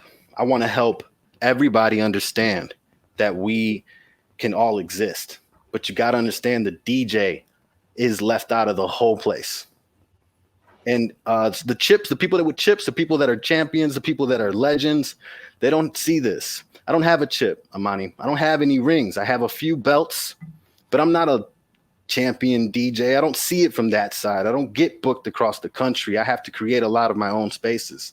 And I'm not on any radio station here in Chicago. I'm not on no Bulls team. I'm not on no shade to that. I'm just saying that's not the lane that I'm in. Okay. Like, I'm not on any radio station. I'm not on none of those teams. I'm not selected to be on none of those things to represent Chicago, but here I stand. So I have to let everybody know, what am I then? If those are DJs that are allowed to be present, how come I can't exist in the nature of everything else? Okay. And I feel there's a lot of DJs across the country that know how to DJ their ass off and only DJ. And they know how to two-click, and they're not afraid to pull that bitch out. They're not afraid to pull out a session if they have to, but they also know that if you know how to scratch, it's also when to scratch. So there's just responsibility that has to be given back to the DJ, opposed to just micromanaging a room, and give the responsibility to somebody like a DJ, opposed to somebody you can control. Let the people control the music. Like, let that DJ control the music. Hello, right. Everybody. Sorry. What? I just feel like there's a lot to say. This is a university. I want to drop a sermon. Like, yo. Okay. And I respect all of the people that work in their areas. I'm just saying, there's, like, for instance, Flipside's in here, who's a Bulls DJ. Incredible DJ. He's one of my mentors. I love this dude. I will always support and back DJ Flipside. I'm not in any of DJ Flipside's room. Is that not fair to say, Flipside? Like, unless I put you in my room, we're never in the same room. And it's based off of our markets that we're in. And I can exist in my city alongside of you. We can coexist. And there's lanes for so many people that do those things. But I don't do those things. And I'm still present because of my DJing. I anchored onto just my skill. You know, I put videos up. And there's other people that do that same game. And I'm following them. I feel like we're doing it as a pack. And that's what I'm saying. Like, and there's ignorant takes out there. Like, nobody cares about your scratching from a DJ that can scratch. And it's like, no. Say nobody cares about your scratching. Say nobody's found the value in your scratching. Say you never, ever found anybody that wants you to scratch. Say that, because there's other people that make money off of this shit. There's a good portion of my career, I have 2 years. I didn't really DJ anywhere, but if I didn't put those scratches on this one record from a local level, from a local artist, I would have not ate that year. But because of my scratching, I'd have been out straight. So it's like, there's a lot. And I respect all levels of DJing. I don't respect you if you don't know how to DJ and you claim DJ. And you don't have the points, the game. Like, you're not playing the game. And I find that disrespectful in today's era. Okay. I got to give a couple shout outs. Modiste the DJ, thank you for the follow. Sandra Suave, thank you for the follow. Abs Warner, thank you for the sub. Happy 3 months. My MP3 pool, thank you for the follow. So I got to ask you, I want to let the audience kind of do that. I know you used to be an instructor at Scratch Chicago. Yes. I went to Scratch Academy LA, studied with Mr. Chalk, DJ Revolution, and I think Flossie's in here too. How did your instruction, because we're going to get back to what you said, how did your instructions and working at Scratch help your DJ career? Man, it taught me the other side of human, really. Because like I said, I was really sheltered with this. Like, I didn't play video games. I didn't do none of that. I was DJing when I was a kid. So when I actually taught, I learned humans. I met humans for real. Like, all different types of humans. My youngest student was 7 years old. My oldest student was 62. And I understood just teaching humans how to DJ is so cool. Like, it's one of my favorite things that I was able to do when I was about to hang up my headphones. I started teaching at 25. So at that point, I was just quitting Kiss FM. I was realizing, and I just won Red Bull 3 style. And I was like, this is cool. Like, I don't want to do this no more. Like, there's nothing for me to do with this right now. And then Big Once out of Chicago, Osborne Audio is now his name, asked me, like, yo, I'm working with Distinguished Scratch Academy. You could be teaching. Let me know if you're down. And man, I remember the way it hit me that I had to learn a different way to think with teaching was when I was teaching somebody how to scratch, just on a baby scratch level. And I was like, yo, just do it like this. And they were like, what? Do it like what? I don't get it, you know? And then I realized it hit me. I was like, holy shit, I have to learn what the fuck I'm doing to explain it. Like, I can't show you. I have to figure out another way to connect the dots for you, because showing you is not always going to get it done. But it taught me about humans, teaching all the levels of life, men, women, kids, old people, having, you know, to do the business side, to land contracts, like for teaching at like events and shit. Like, knowing how to work a room and understanding the room you're in is so important, not only for your DJing, but just when you're speaking to people.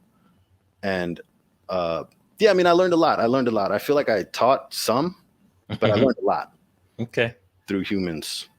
I love that. Now, let's talk about Twitch, the sponsorship. How does this fit for us as a DJ community moving forward? Oh my God, I'm so excited, guys. Okay, so Caesar's Margaritas. Yes. Local restaurant here in Chicago. The pandemic hit. A lot of people can't eat. A lot of people can't work. I have worked with so many levels of venues in Chicago, whether they're a local, like bar in Cicero, or I'm downtown, or I'm up north. Like, I have so much respect for the people that own their venues, that allow me to do the work in them, because they know that I'm in there to create something, and they give me the space to do it.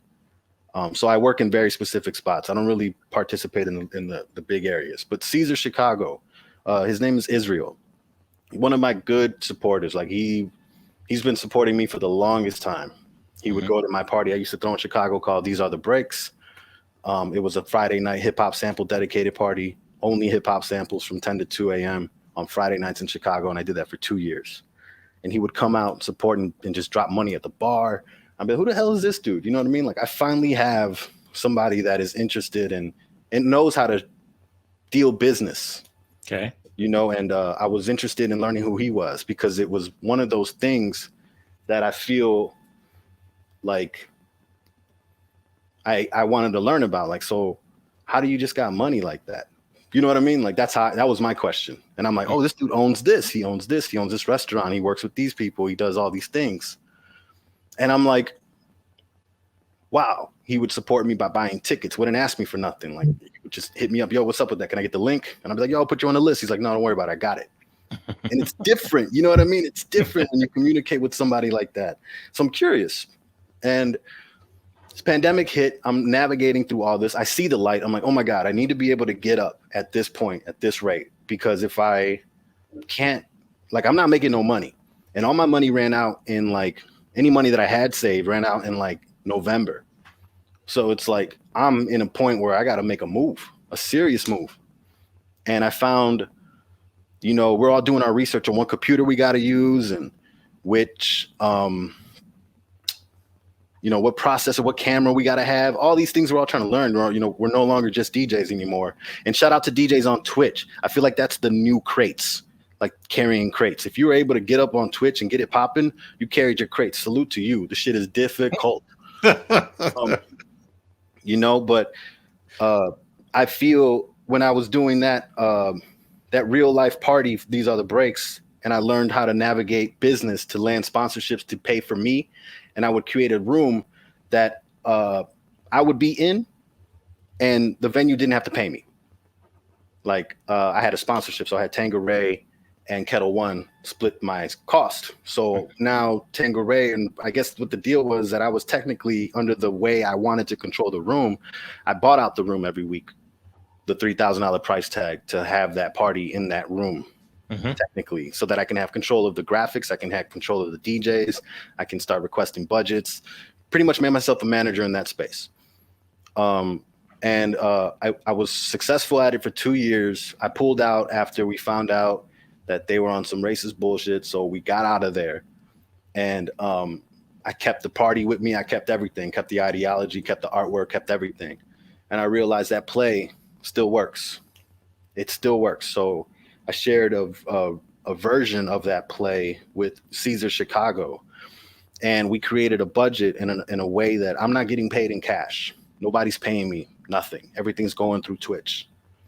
So I've agreed to a sponsorship deal with Caesars for a year, and I want to help this restaurant get up and running here locally in Chicago and potentially help them establish themselves on a national, maybe worldwide level.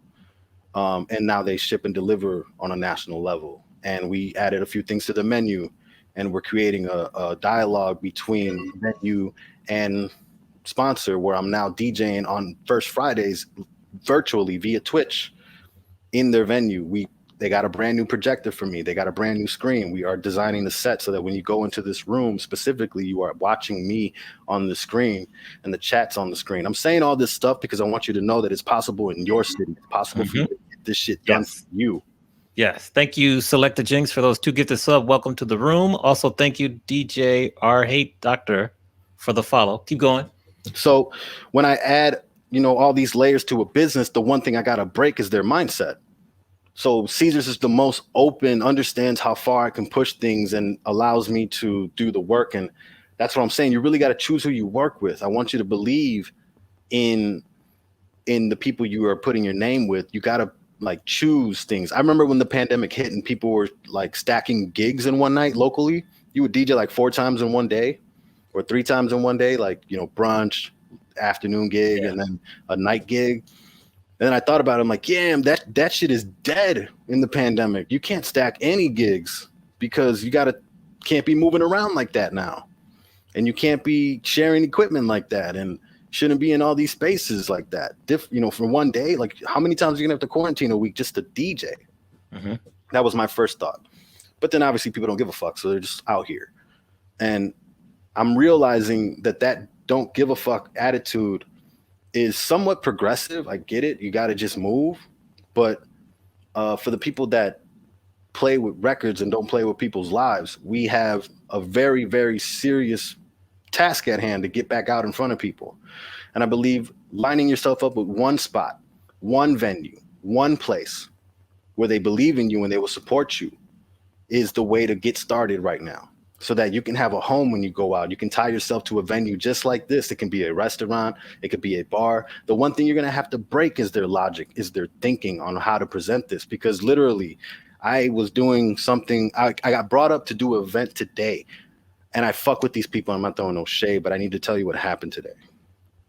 There was an art event that was happening. Their DJ pulled out. It's 1 o'clock. They hit me up at 4 o'clock, or at 1 o'clock. Their event is at 4 o'clock. And I had to tell them I couldn't do the event because I'm not doing anything outside. Mm-hmm. And just for everyone looking, I'm inside 2021, all virtual gigs, 2021, nothing outside. 2021, I'm inside. And I'm going to set up the businesses that way so that I can still exist. And there's ways, I can't wait to go further. But I said this today to this people. I'm like, I need you to understand that this is how I'm going to do business. It's real simple. You have a projector already. You have the internet. I can literally just go live on my Twitch. Send me the videos. I'll play them from here. And we'll communicate, via FaceTime or Zoom or whatever the fuck. However we can get myself in the room so I can see you and we can communicate. We can do this a certain way. And to me, it's not that difficult to comprehend. To somebody else who hasn't seen it, I understand. So I want everyone to understand that no one's going to get you right away. When I pull up and I show up in like this, people are going to fucking get it. Like, yo, this is not a game. Like, we can do things with this to put, like, say I'm sponsored by somebody and now I got a logo right here. But this is me. I did the green sweater. That's what I felt I wanted to do. I felt like it fit my aesthetic better. I like the green screen. It's cool. But I chose to go a way that fits my steez. I think myself a little bit more for a player. And I don't know if this, I play in different games. So this is, to me, is like, cool for me. But I want to be able to say those things and talk about how to land a business. But what I really want to focus on is just prepare yourself to undo a lot of thinking. Prepare yourself to, create a conversation about how to utilize your steps, your platform, because I'm not receiving any payments from Caesars. The way I'm even communicating with you is because of Caesars. They bought me a computer. I bought one from Arabian Prince. Yes. And shout out to GOAT, the GGG GOAT. It's the most incredible thing in the world, and it's specific to streaming DJs. And I'm not so sure if you guys can get access to them just yet. I know he's kind of holding out for the homies, but like definitely cop something if you're trying to get into this serious.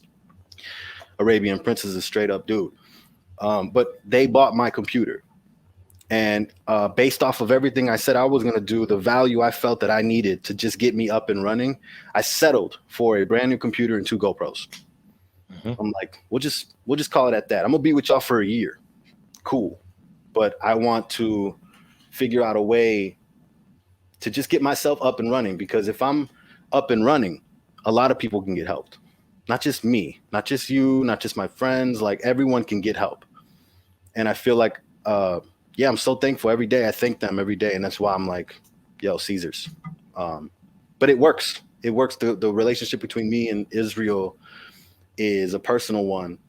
And I've learned to learn his menu, learn how to use his his space, go to his space, record some videos there, take videos and pictures to put myself in his bar, figure out a way to communicate to his crowd through my ways of DJing via this scenario, this setup that I have here. There's that communication with a venue is what I want people to start to focus on in the DJ community so that you can get back outside. I have an idea for the Emporium section. If anybody DJs at Emporium, please let me know. I would love to speak to them if they own anything. Like, I'd love to give them an idea where they stick to strictly virtual DJs and don't book local DJs. Like, just virtual DJs. So imagine you have one DJ streaming to 11 different venues at once. Like, and the cost is a sub. You know, and it's like, imagine this. I'm not getting paid in money. I'm getting paid in subs. And I have an agreement to this point to get to 300 subs with Caesars. And once we reach there, I'm going to close the door and I'm going to create sub only streams and be able to offer very private streams for them directly. So if, you know, they create venues and there's live people, now that we're at 50%, people can participate in a live setting in the chat and there will be some type of exclusivity. And I think venues, and I'm also telling them, like, let's start teasing your crowd that come in here to understand that, you know, there's a paywall now, and get them comfortable to this, because once they walk in, I don't want them to feel uncomfortable. I want them to feel exclusive. Imagine somebody that just walked out and saw that for the first time and is excited to share with somebody else. Yo, this is how they do their shit. Their DJ's not even fucking there. And it could work. It could work. So how do you get over the fact that instead of getting paid by the venue, they're going to work it through Twitch? Twitch is going to take 50% of your income. How do you handle that objection when I know that several DJs will be like, that doesn't quite make sense? Well, I'm not sure to, like, because I'm satisfied with the idea of making $1,200 like I am now, right now on Twitch. Okay. And that's really cool for me in the aspect of how fast this can grow. So right now, it's just what it is. It's a startup deal. So yeah, I understand, you know, Twitch is taking half of your bread. Understand that scenario goes in there, but not only do you gain, this isn't about money to me. This is about presence. This is about a foundation. Like, we're trying to set something up. We're trying to start something that has never been done before with business in the DJ field. So yeah, I could give a fuck about them taking half my money. It's about giving the experience to the people, because I have emotes in my shit. I'm playing the game on that level where it's like, here's my sacrifice is money. Like, money to me is nothing really. And I feel bad to say that, because a lot of people work hard for their money. But I don't value money. I value experience. I value a moment. And I think that is what we got to get back to. And when we go back outside, like, we can make bottle service still a thing, but it's like, if we could focus less on making money and focus more on making a moment for these people, because NFTs are being sold as moments for this amount of money. And it's like, that moment is clearly expensive. My girlfriend was at Coachella when Tupac was coming out as a joint. I told her, yo, your fucking wristband is an NFT. And I was like, yo, that shit could go for like 60, 100 grand if we put it in the right market. She was like, I'll never sell that shit. And I was like, that's fucking nuts. Because to me, it's just the wristband.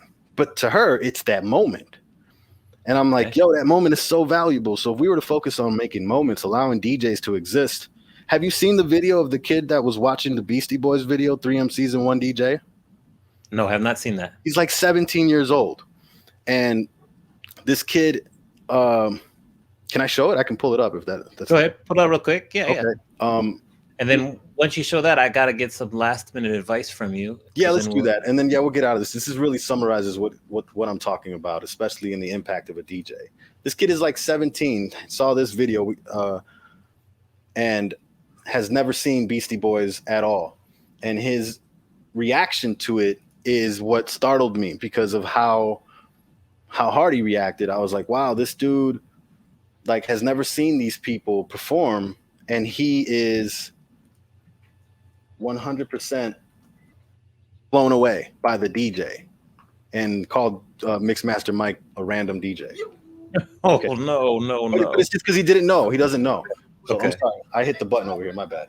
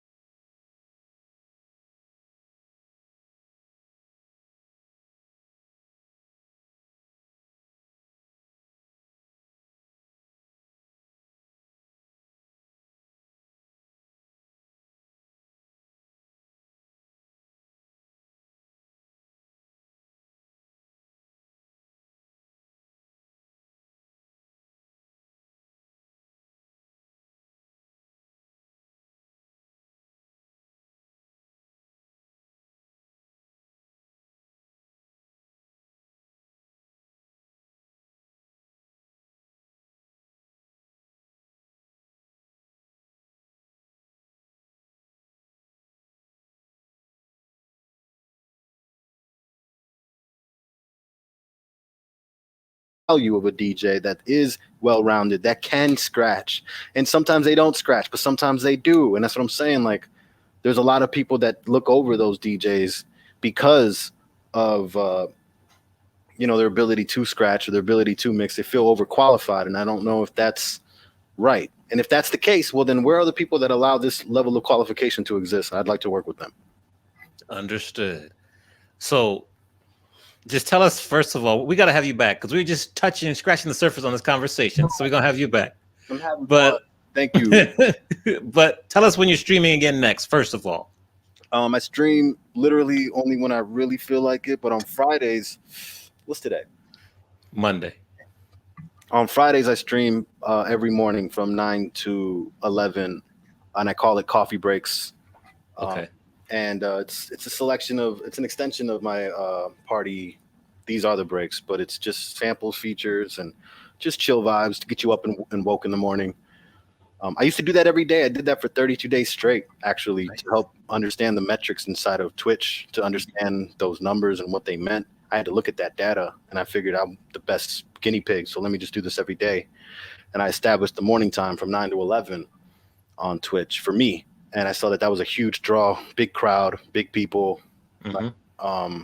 It was great. I had a great time experimenting with those 32 days, but obviously, you got to look at your mental. And I want to bring this to you, Imani. I'm going to give you a t-shirt that I'm going to send out to all my streaming DJs, specific DJs. You're not going to be able to buy this t-shirt. I'm handing these out. It's going to say, and I'm getting them printed right now, which is why I wish I had them for today. But okay. It's going to say, I'm going to go. If you read it wrong, it's going to say, I'm going to go live. But if you read it right, it's going to say, I'm going to go live. Mm-hmm. I feel like that message needs to be present in people that are in creative spaces to understand that duality is existing. You got to be that person too. You got to be the person that lives, opposed to just the person that always goes live. And that creative juice you gain from that. Oh my God! Like, you need art to live. What did we say earlier? Hold on 1 second. I wrote this down. You got to send me your notes. Send me those notes too. Your only way to art is to live. And it's like, yeah, man, you got to live. You got to live. Don't forget to live. And if you live in spaces that are hostile to you, then get the fuck out of there and understand that there's ways to, give yourself the credibility back by taking that shit. Just take it. It's yours. Go get it. Amen. All right, so we're going to come support you on Friday. We're going to have to continue this conversation because you're ahead of the curve. I appreciate that, and I appreciate what you share with us. And let's just keep talking. Thank you. Thank you so much, guys. Have a great show. Good to see everybody. Peace. All right. Take care. Put some ones and some hearts in the chat for boy Jeanius for dropping so many gems for us today. Awesome. So show him some love real quick there. Woo! I got to get a drink of water here. Whew. Flip side, I got to send you a whisper. Get you on with us next week. Oh, my goodness. All right. Girl Dev, thank you for the follow. Something Good 101, thank you for the follow. Someone else said, I think it was Silky something, said hello. I missed you. Where are you at here? Hold on. Silky Bliss, hello. Welcome to Twitch University. We getting schooled on a Monday.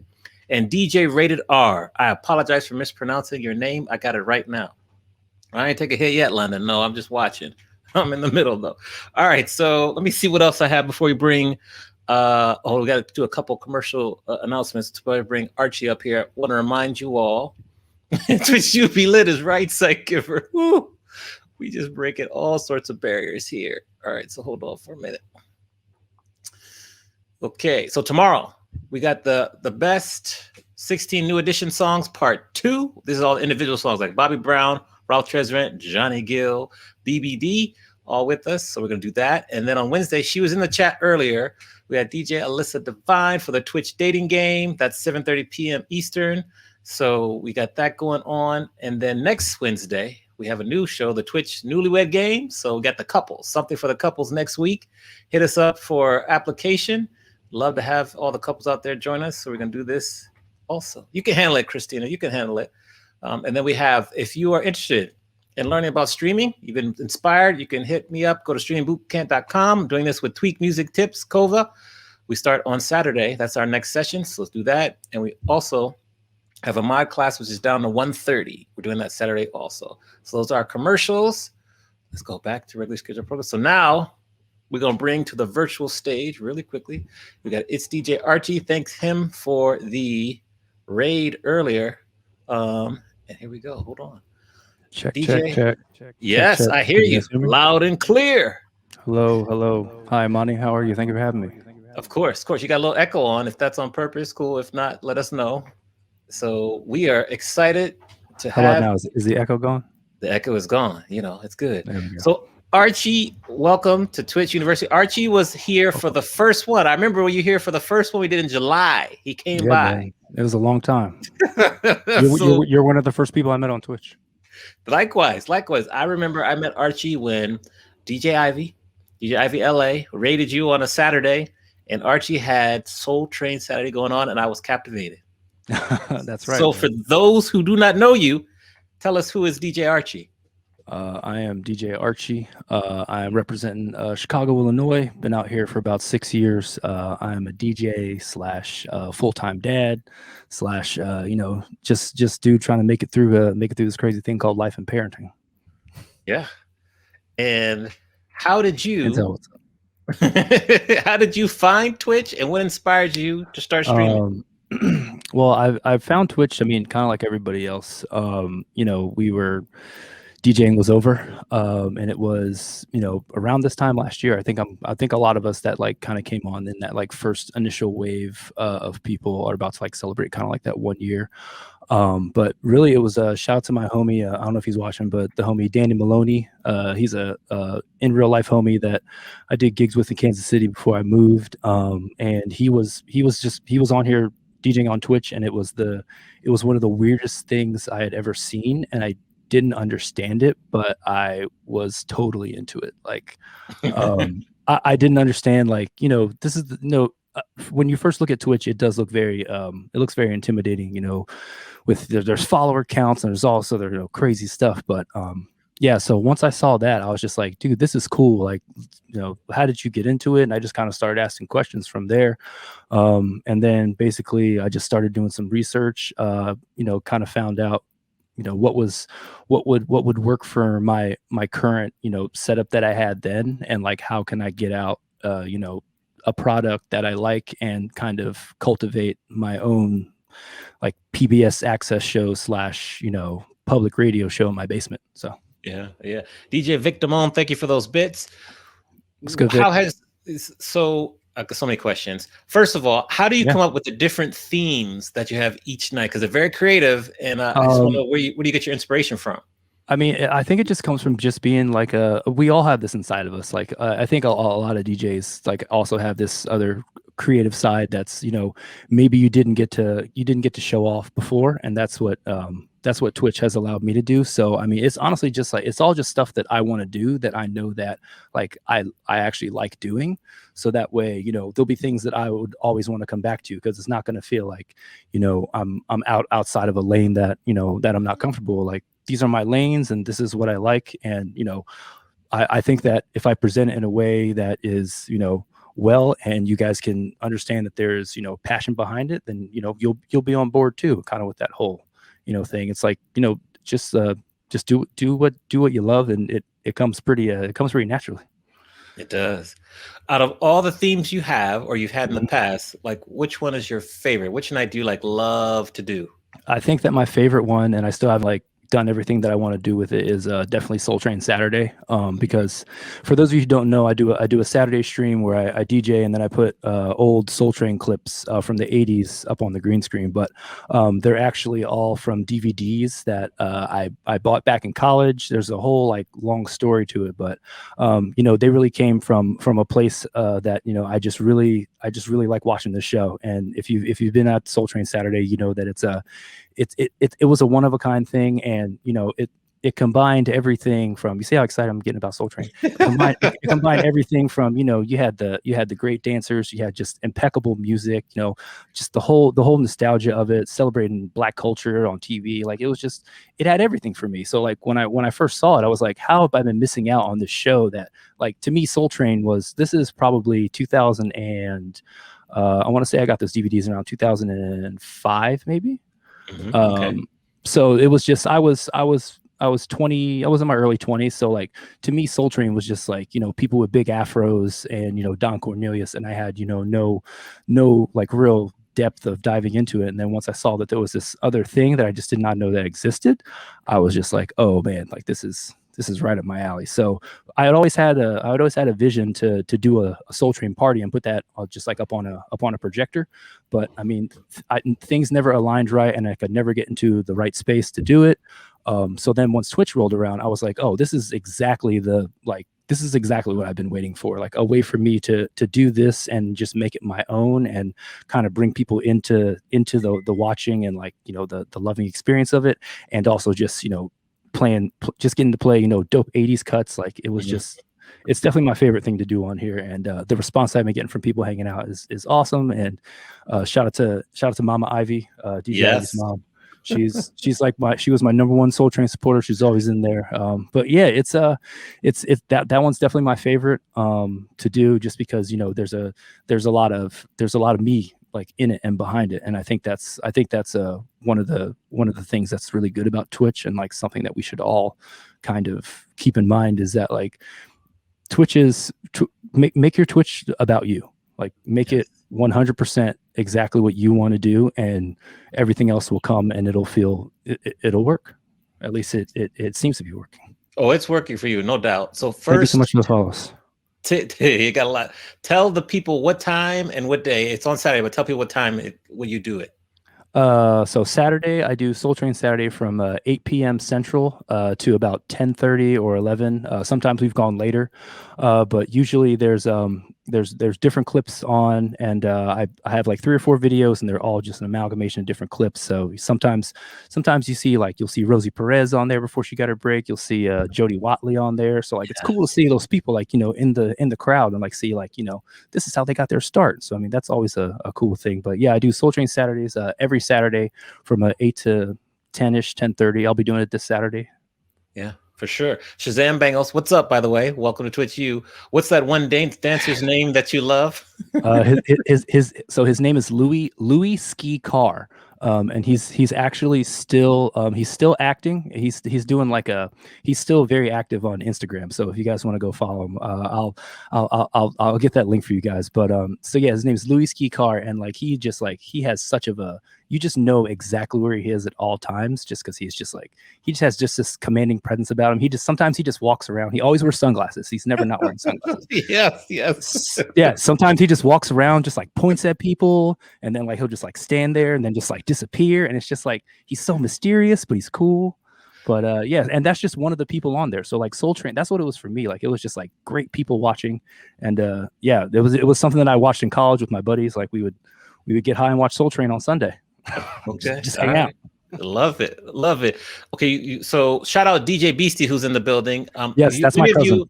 That's just cousin. Many of you ask me where I get my train spotter from, and that's DJ Beastie's creation. So hit him up if you want it, because he got it for me early on. It's dope. So thank you, DJ Beastie. Shout out to you. Yes, everybody follow him. You mentioned you went to Kansas, right? University of Kansas? Yes, I did. What's it called? Rock Chalk. What's the saying? Rock Chalk Jayhawk, go KU. All right. So if we're going to go back and talk to Archie, when you went into that one venue and had a tryout with someone else who just walked away after you even started DJing, and give that Archie advice based on what you know now, what advice would you give yourself? Man, I can't even believe that you remember that story. But we do a little research. I mean, just what advice would I give myself overall as a DJ? First as a DJ, and then I want to ask you when you first started on Twitch, because I love to hear the parallels. I would say like as a DJ, I should have been more open-minded to other music when I first started out. When I first started out, I was like a strictly hip-hop DJ, and like that's all I wanted to do was like make mixtapes, scratch, and then like play in clubs and get people hyped. Like that's all I wanted to do. So I feel like I missed out on a lot of music because I was not necessarily pigeonholing myself, but I didn't really open myself up to trying to learn how to DJ other styles of music and just checking them out. So that's probably the main thing that I would have given my let's see, what was I, 20-year-old self probably then when I first started playing in clubs. Yeah. So I would have just said like be more open-minded, and then always just never stop trying to learn. Like, just keep the information coming in, and always try to just borrow bits and pieces from things that you like and use that as your influence. And then now we'll flip it, because you started on Twitch like in March, April, I believe. Yeah. Yep. I think April was my first stream. Yeah. So we'll go back to April 2020. And now that we're now in March, almost April again, we're almost a year out. What advice would you give your younger streaming self? Do more research. I feel like I bought a lot of things that things that I don't need now, that I wish I would have made a more of an initial investment, like this green screen behind me. If I would have just actually gotten a proper one. Oops, hold on. We see you, D-Man. Sorry, my focus right just fell. Can you guys still hear me? Yeah, we hear you. Good, you're good. Oh, there's my opponent right there.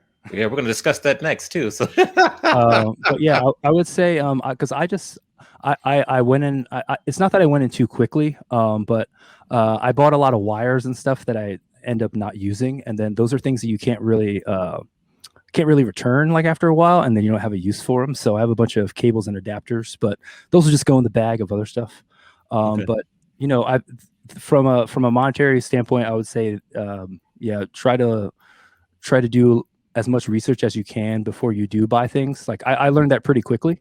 But another piece of advice I would give myself that I was like really worried about when I first started was to turn off my viewer count when I'm like in my dashboard. Because for the longest, like I was, we were all trying to figure it out. Like I didn't know how it was going to go. So like when there was more people in the room, should I like, try to, play, a more of like, like reading a room. And I think one thing that you really should do is just don't worry about your viewers and just pay attention to the people that are paying attention to you. Like pay attention to the people that are in the chat, because they're the ones that are like listening and that they're into what you're doing. So yeah, I mean, like everybody else, we came from a place where it was really about like how many people were there. You know what I mean? Like that's the measure of, whatever's going on. That's the metric that bars measure. Like how many people are here? Are we making enough money? Blah, blah, blah. So to come from that, I think it was humbling for a lot of DJs at first to, start streaming and, there'd be 4 people in there when you're used to playing for, hundreds or thousands or whatever, wherever your DJ career is at. So I would think that, one of the main things would be, I wish I would have paid attention more to, some of the people that, I mean, they're probably still around, but, I should have tried to foster more relationships and, like with your people that are always in there. Yeah. Because that's really what it's all about. Like here on Twitch, like it's a community, it's super community driven. So I would say definitely to, turn off your viewer count was a big thing for me, because I found that once I did, and that was just something else, one less thing for me to care about, because there's, this is a new type of DJing. It's not just like, oh, I got to play, good music and people will like it. There's other levels, there's other things going on. So that also just like cut something off your plate. And it really doesn't matter. And even now, like when I've gotten like, raids where I know there's a ton of people in there now, I still don't turn it on, because I know that, as soon as you do that, then your mind goes to that place rather than like, where are we at right now? Like what's happening in the chat? What jokes are being thrown around? What can be played off of? Like it's way more about that experience of it than the whole overall, who's all in here and how many people do I have? Because I know that was, I mean, it's still a struggle for, a lot of DJs, I'm sure, but if you can just kind of get out of that mindset, you'll do better faster. Because I noticed that like when I did that, I started to enjoy it more. My sets were better, and I was like, yeah, you know what, this is just us being regular and you guys hanging out listening to me DJing. And that was a different thing from when you're working at a bar and you're doing like your own party or whatnot. That's like what Twitch really is. Like Twitch is like throwing your own themed night whenever you want, wherever you want. So like whatever you can do to keep that fire going. Agreed. So excellent perspective there. Gil from the Shellens family, shout out to you. I saw also Sierra in the building. I love that name. Also, Crazy Irish, thank you for the follow. Dance Forever, thank you for those bits. Now, you see that D-Man is in the building. I do. We have a battle that's coming up. I'm first going to ask you, what message do you have for D-Man for this battle that's on Friday? Oh, you're going down, my friend. Okay. No, I mean it's I've got some stuff in store. So I mean I'm definitely I'll just say this. I'm pretty happy with what I've got so far. Just put it that way. Okay.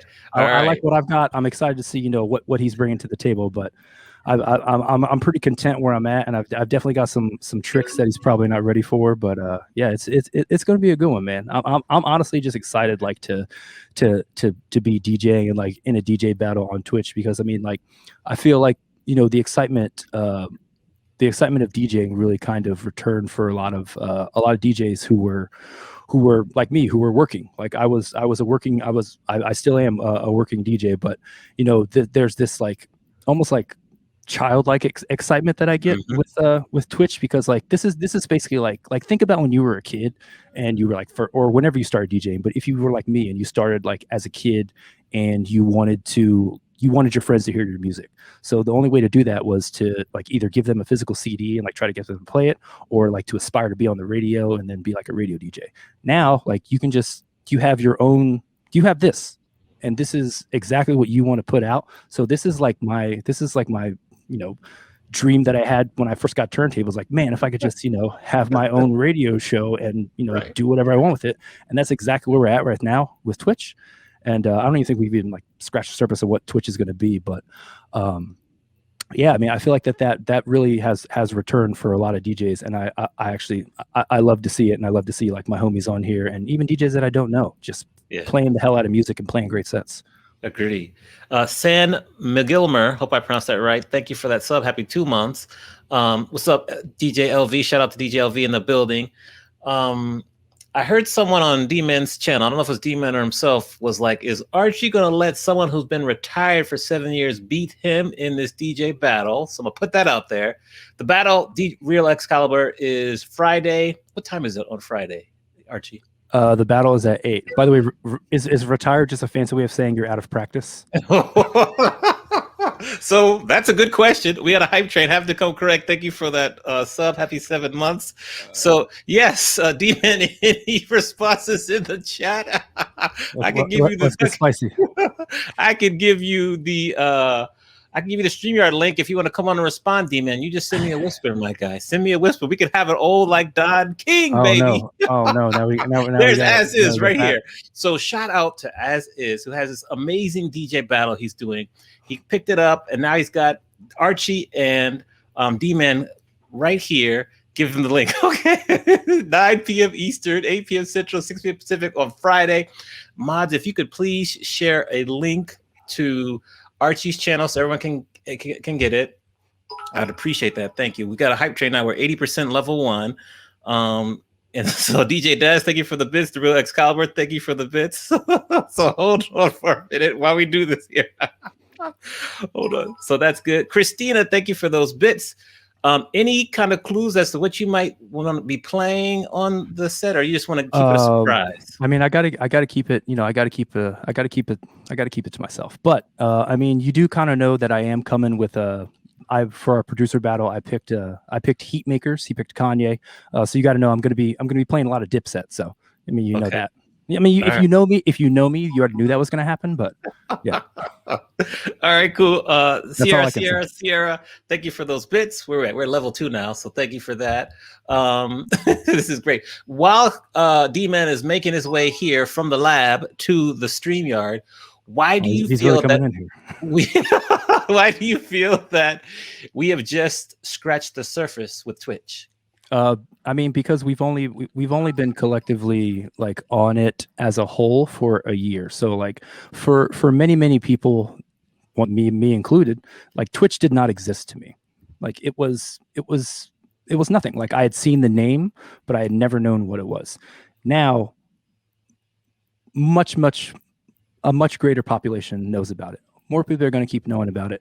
So as you get that, people are just going to start trying new things, and you're going to get, new ideas. So I mean, I'm already seeing like, there's comedians on here that have their own podcasts that are doing live stuff. There's people that are doing cooking shows. There's people that just do like, crossword puzzles and surf the net and talk to people. Like there's all these different little avenues that people have not even thought of that, are going to be, stuff on Twitch. Like this is the new way to watch TV. This is the new way to listen to music. This is the new way to connect with your favorite artists. Like this is a brand new space that we've barely even dipped our toe in the water as to, what this is going to be next year, in 5 years. Everything that boy Jeanius was saying is 100% spot on.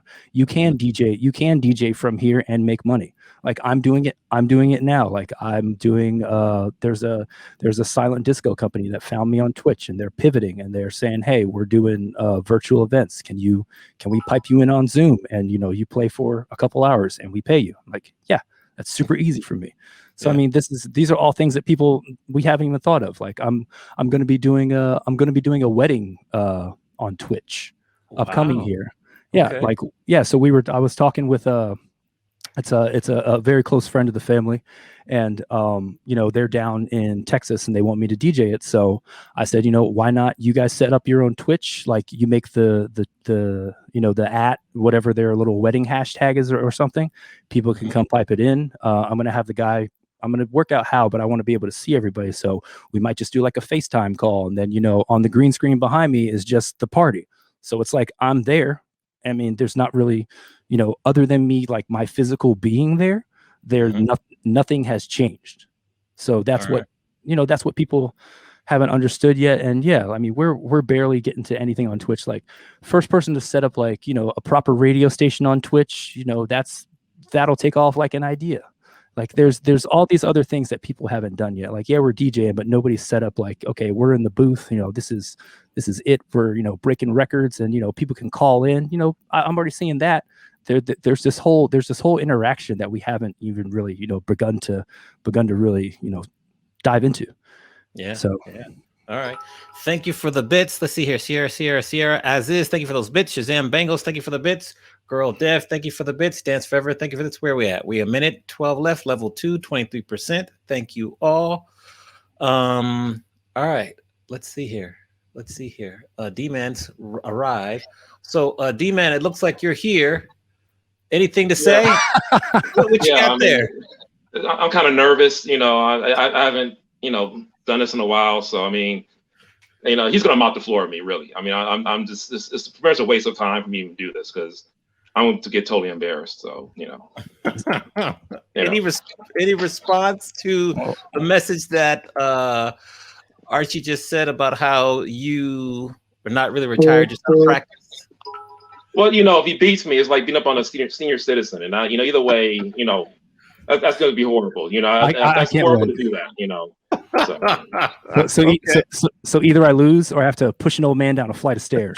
Yeah, basically, that's the thing. You're not you can't win either way. Okay. All right. So remember that. Any final message for Archie D-Man before we let you go back to your day? He's got the belt on his right. Yeah, hey, once again, you got to know your worth, and add tax, like the shirt says, you know what I'm saying? I love the energy that you actually wanted to come in here. So this is going to be fun. No, it really is. Real talk.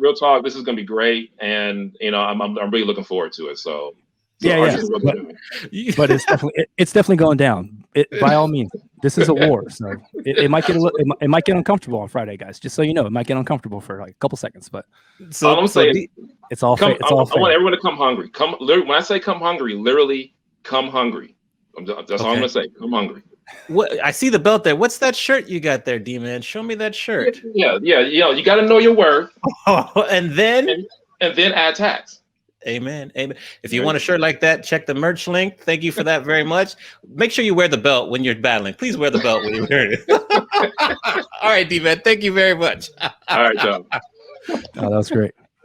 So that was great. So, my next question for you is like technology. You admitted to buying a lot of wires and a lot of things for this. Yeah. What's the one thing that you've purchased since you started streaming that you can't live without anymore? Oh, since I started streaming. Oh, probably this laptop that I'm looking at you guys over on here. The laptop that I stream from. I was originally, I mean, I just needed my laptop. I'm still using it because things have changed, but this was originally supposed to be like a DJ/design laptop that I got. But once the pandemic hit, I quickly realized that I could use it to stream. So this became my second computer. But when I first started, I did not have a second computer. I used to go like through my iPhone and through the Switcher app, if anybody's used that. But yeah, so since I did that, it did allow me to do like a lot more things, like to get the emote wall, the alerts, all like the kind of the quote unquote fancy things that come with having a second laptop. So I would say that would probably be like the main thing that I'm utilizing. And I mean, I use that thing every single day, like not even to, just to do design. I design all my overlays on it. So now do you have like graphic design experience? Because your overlays are super cool and they're just very like, you have the old gaming ones that you have and everything. Like, how do you do all that? I mean, I don't have any like classical, I didn't go to school for graphic design. I went to school for advertising. But the graphic design thing just kind of came out of necessity, like a lot of other DJs. Like at one point, it was just like, hey, you have to make your own flyer if you want to DJ. And it's just like, okay, well, I'm going to learn how to do that and, add that to my skill set because you have to adapt. And that's, that's what I've learned. I think we all learned that in the last year. Yeah. But yeah, I mean, you got to adapt and you got to stay with the times. So agreed. So I want to go back and also shout out to the judges that are there. So Boy Jeanius is a judge. You just met Boy Jeanius. Revolution, who is my instructor at Scratch Academy. I have a story about Revolution. I'm trying to get him to come on the show next Monday. So I need someone to help me get to him. Those are the judges. I want you to tell us, what was the feeling like back in the day when you mixed Miss Jackson into Ludacris's Southern Hospitality? How did that feel? My man is over here getting his Nardwar on, pulling out the deep facts. Yeah, what Amani's talking about is that was the first time. Those are the first two records that I ever mixed together on vinyl when I was 16 years old. And I feel like that's like the chasing the dragon moment for me, because it was just like, it was the first time everything clicked and like the songs sounded good and I mixed them perfectly and I was just like, oh my gosh, like this is the magic of DJing. I was like, I get it now. This is awesome. And then I promptly recorded that mix and I sent it to DJ Beastie, because that's what we used to do back in the day. When we try to get people to hear our music, I was like, hey man, I just mixed 2 records together. Listen to this 30-second clip. Oh my God, that's awesome. Yeah. I remember mine.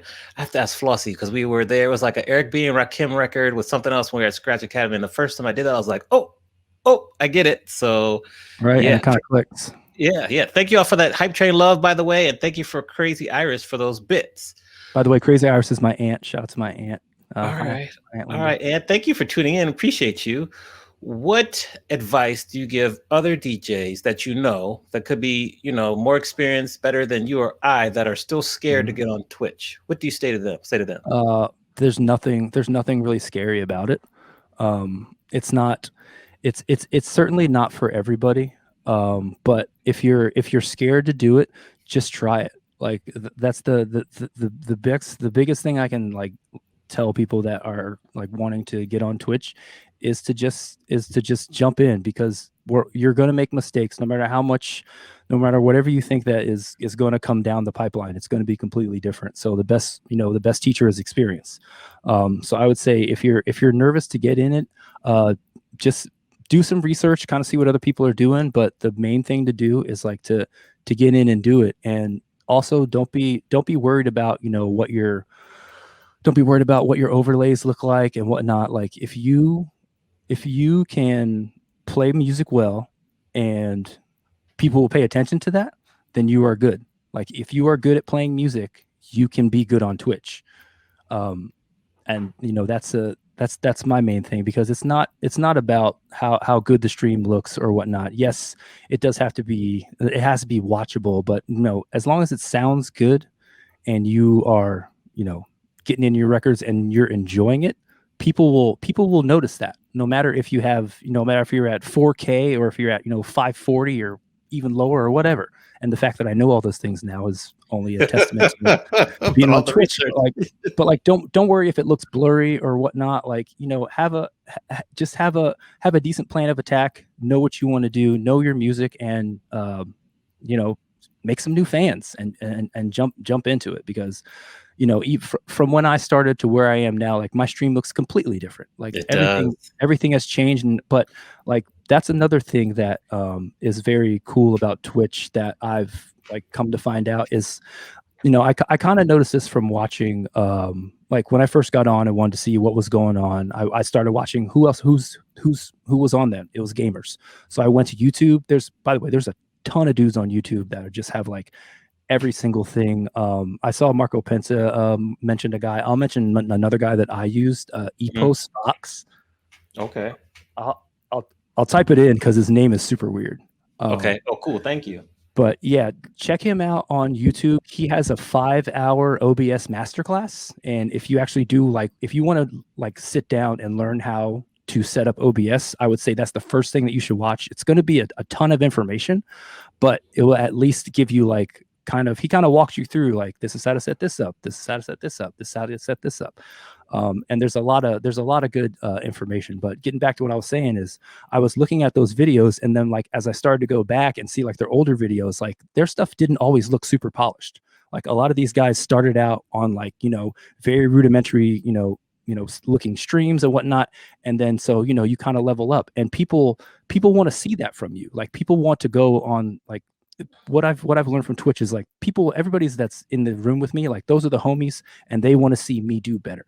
So when I do get something, like my stream wasn't looking good, and then, you know, I do something else, they notice it, and it's like we all kind of participated in that, you know? Yes. So yeah. I think that you know, the journey on Twitch, as people talk, is like it's a real thing, and I didn't really understand it until I went through it. So I would say that you should, if you think that if you can see yourself doing it, then do it.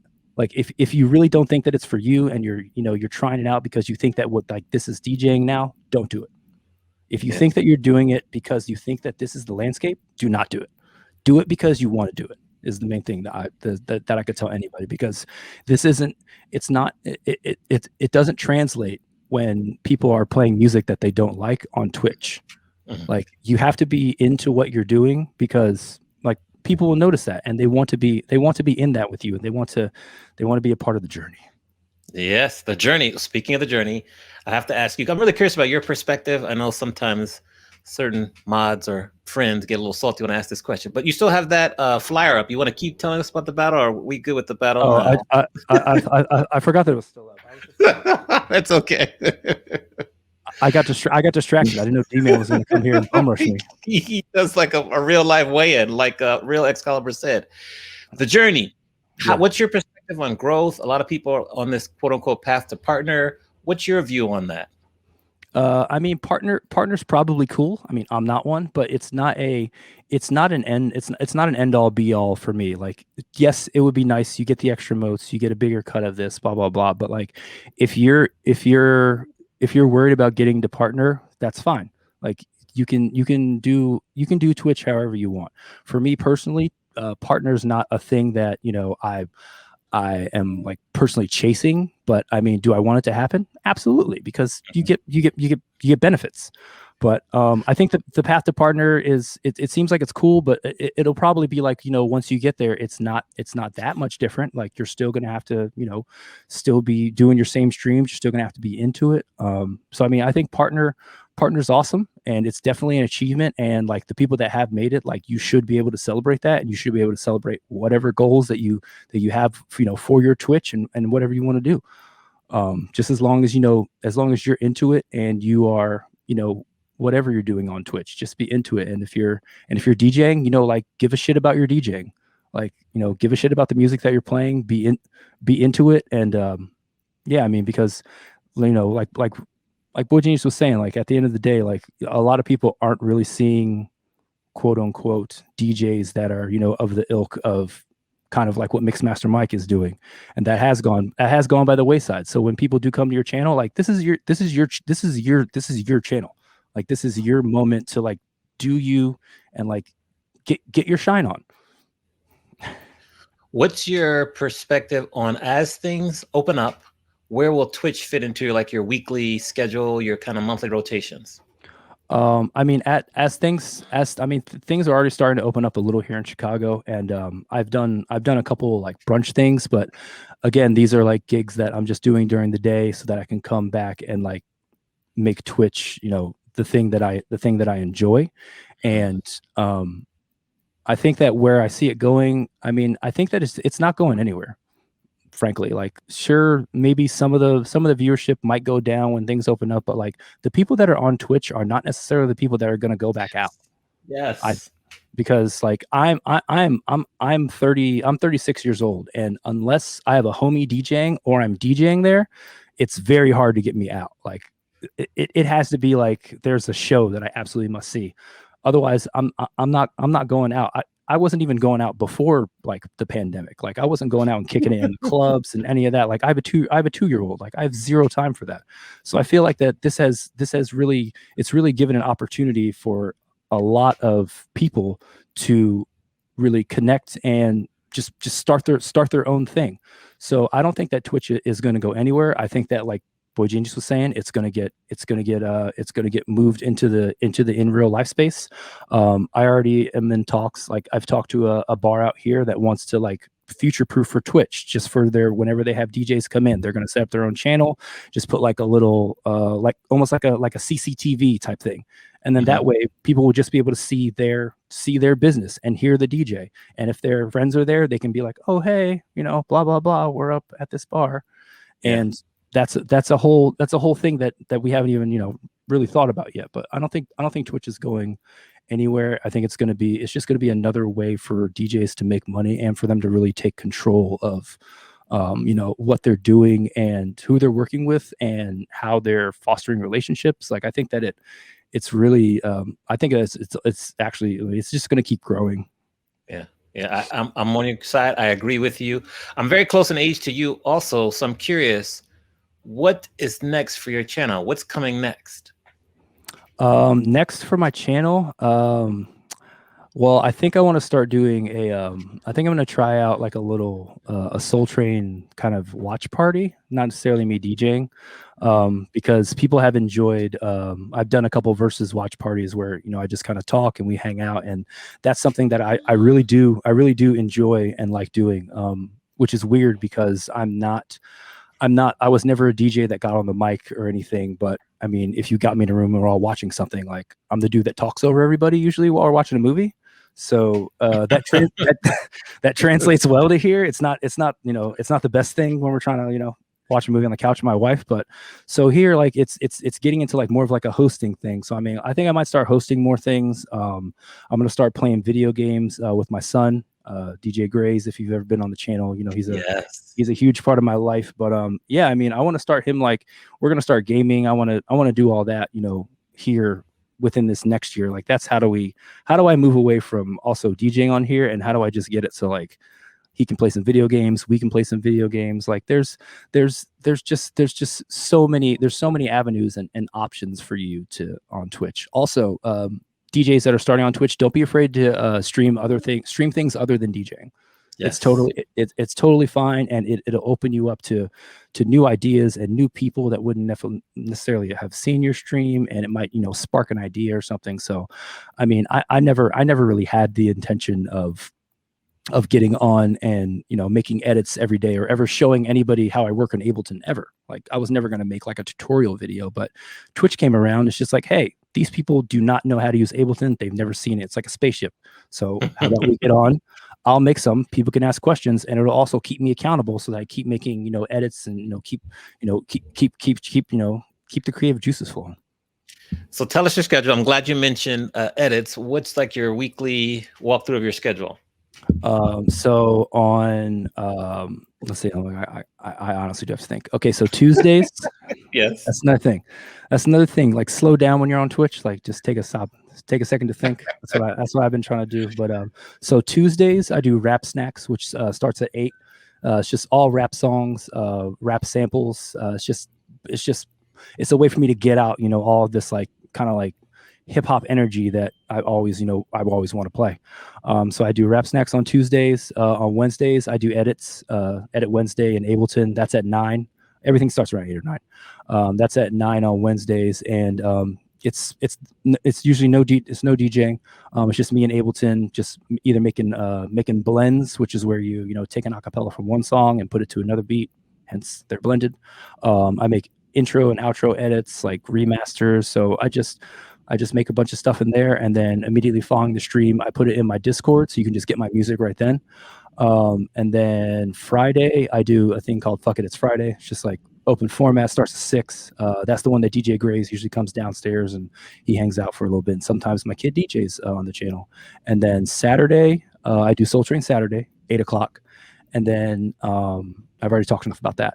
And then I've started a new thing that I'm trying to do every morning from 10:30 to about 11:30 or 12.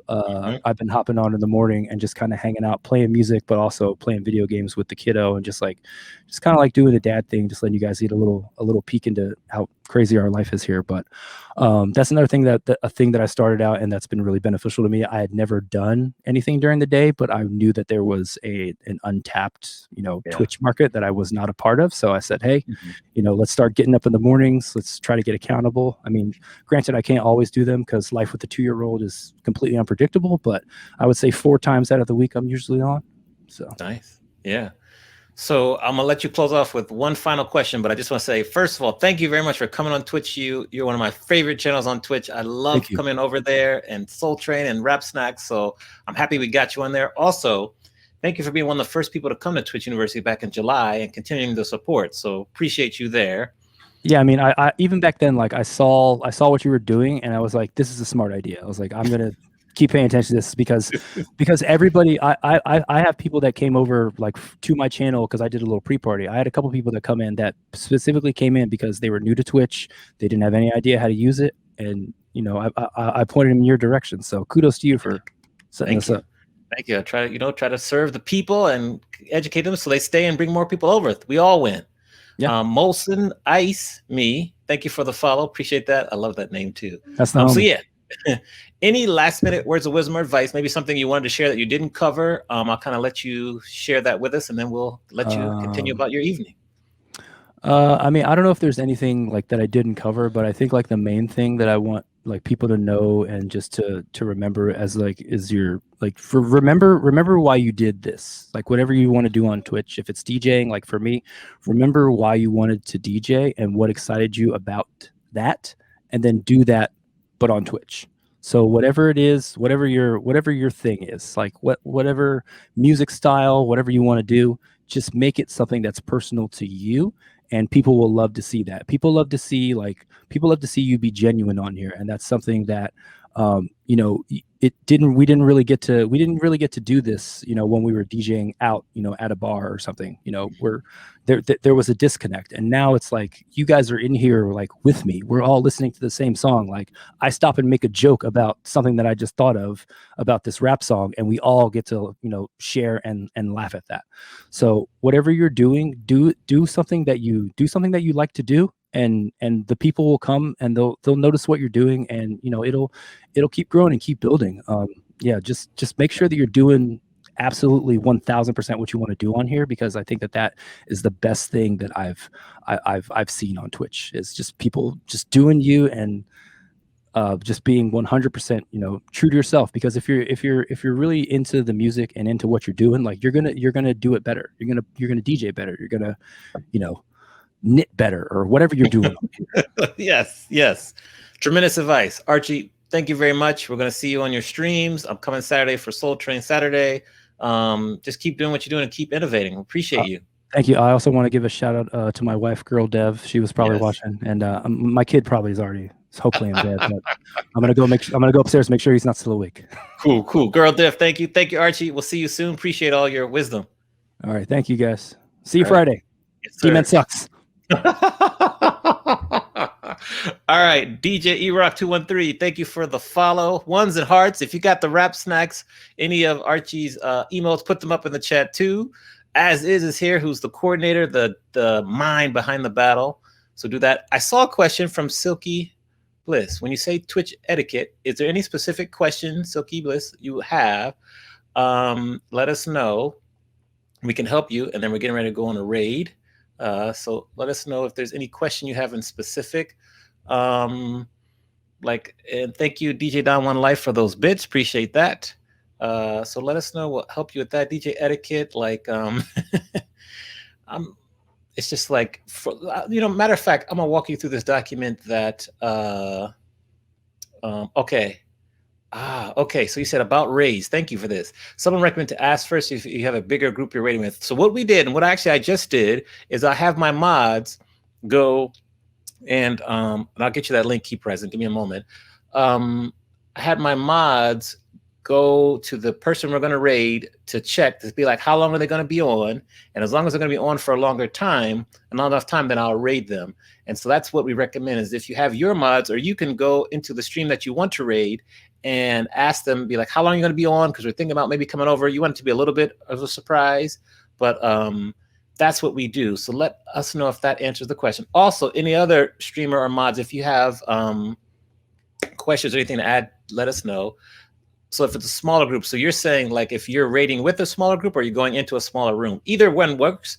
If it's a smaller group and they don't have a mod, just ask the streamer, put a comment in the chat, ask the streamer, just to make sure they're still be on, because you hate to raid someone if they're about to be off. That's good, Silky Bliss. Like, I'll show you how we'll do it now. We've already asked DJ Epic. We're going to go raid DJ Epic. We're going to Motown on Mondays in Sacramento. He's already been on 10 minutes. Kitty Bradshaw is one of his mods. So we ran it through and got the approval. And we did that. So let me find really quickly merch. I'm going to find this link for the merch so that I think there's a command though. Is it merch here? Let's see what the merch command is. Merch, no merch. So let's go to timer, merch, and then we get ready to go on a raid. And this is for Keep Rising. So let me do this. I need to set up a merch command. Let's add that to my to-do list. So here we go. Yeah, I need to fix that songbird. I don't have that command. We'll do that next.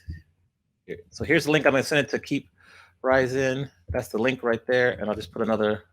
If you want to get that shirt that D-Man had, that's part of my merch there. We got some new stuff coming out soon. One's going to say break time. One's going to say a couple other things. We got some cool merch coming up. Awesome. Great job. Awesome. Twitch U. We will see you all next week. Let's get ready to go on a raid. And yeah, we covered everything. Good show. Awesome. All right, we'll say bye. Let's get ready for our raid. If that works, did it work? Awesome. All right, cool. We're going to raid DJ Epic. Thank you all. Thanks to my mods. We have Lisa the X, London, Holly, Songbird, Laney, Star-tastic. All 5 of my mods. I have to write that down.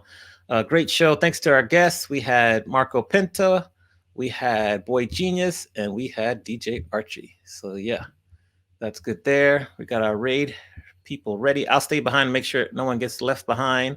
Thank you, Christina. Thank you for coming. Don Juan, thank you. Sunshine. Just make sure tomorrow, I'm going to show you real quick. Come by for a new edition. Yes, I said it right. I got to practice it 3 times. 8 p.m. Eastern, best 60 new edition songs. And then on Wednesday, DJ Alyssa Divine with the dating game. Awesome. All right, we get ready to raid. Get your emotes ready.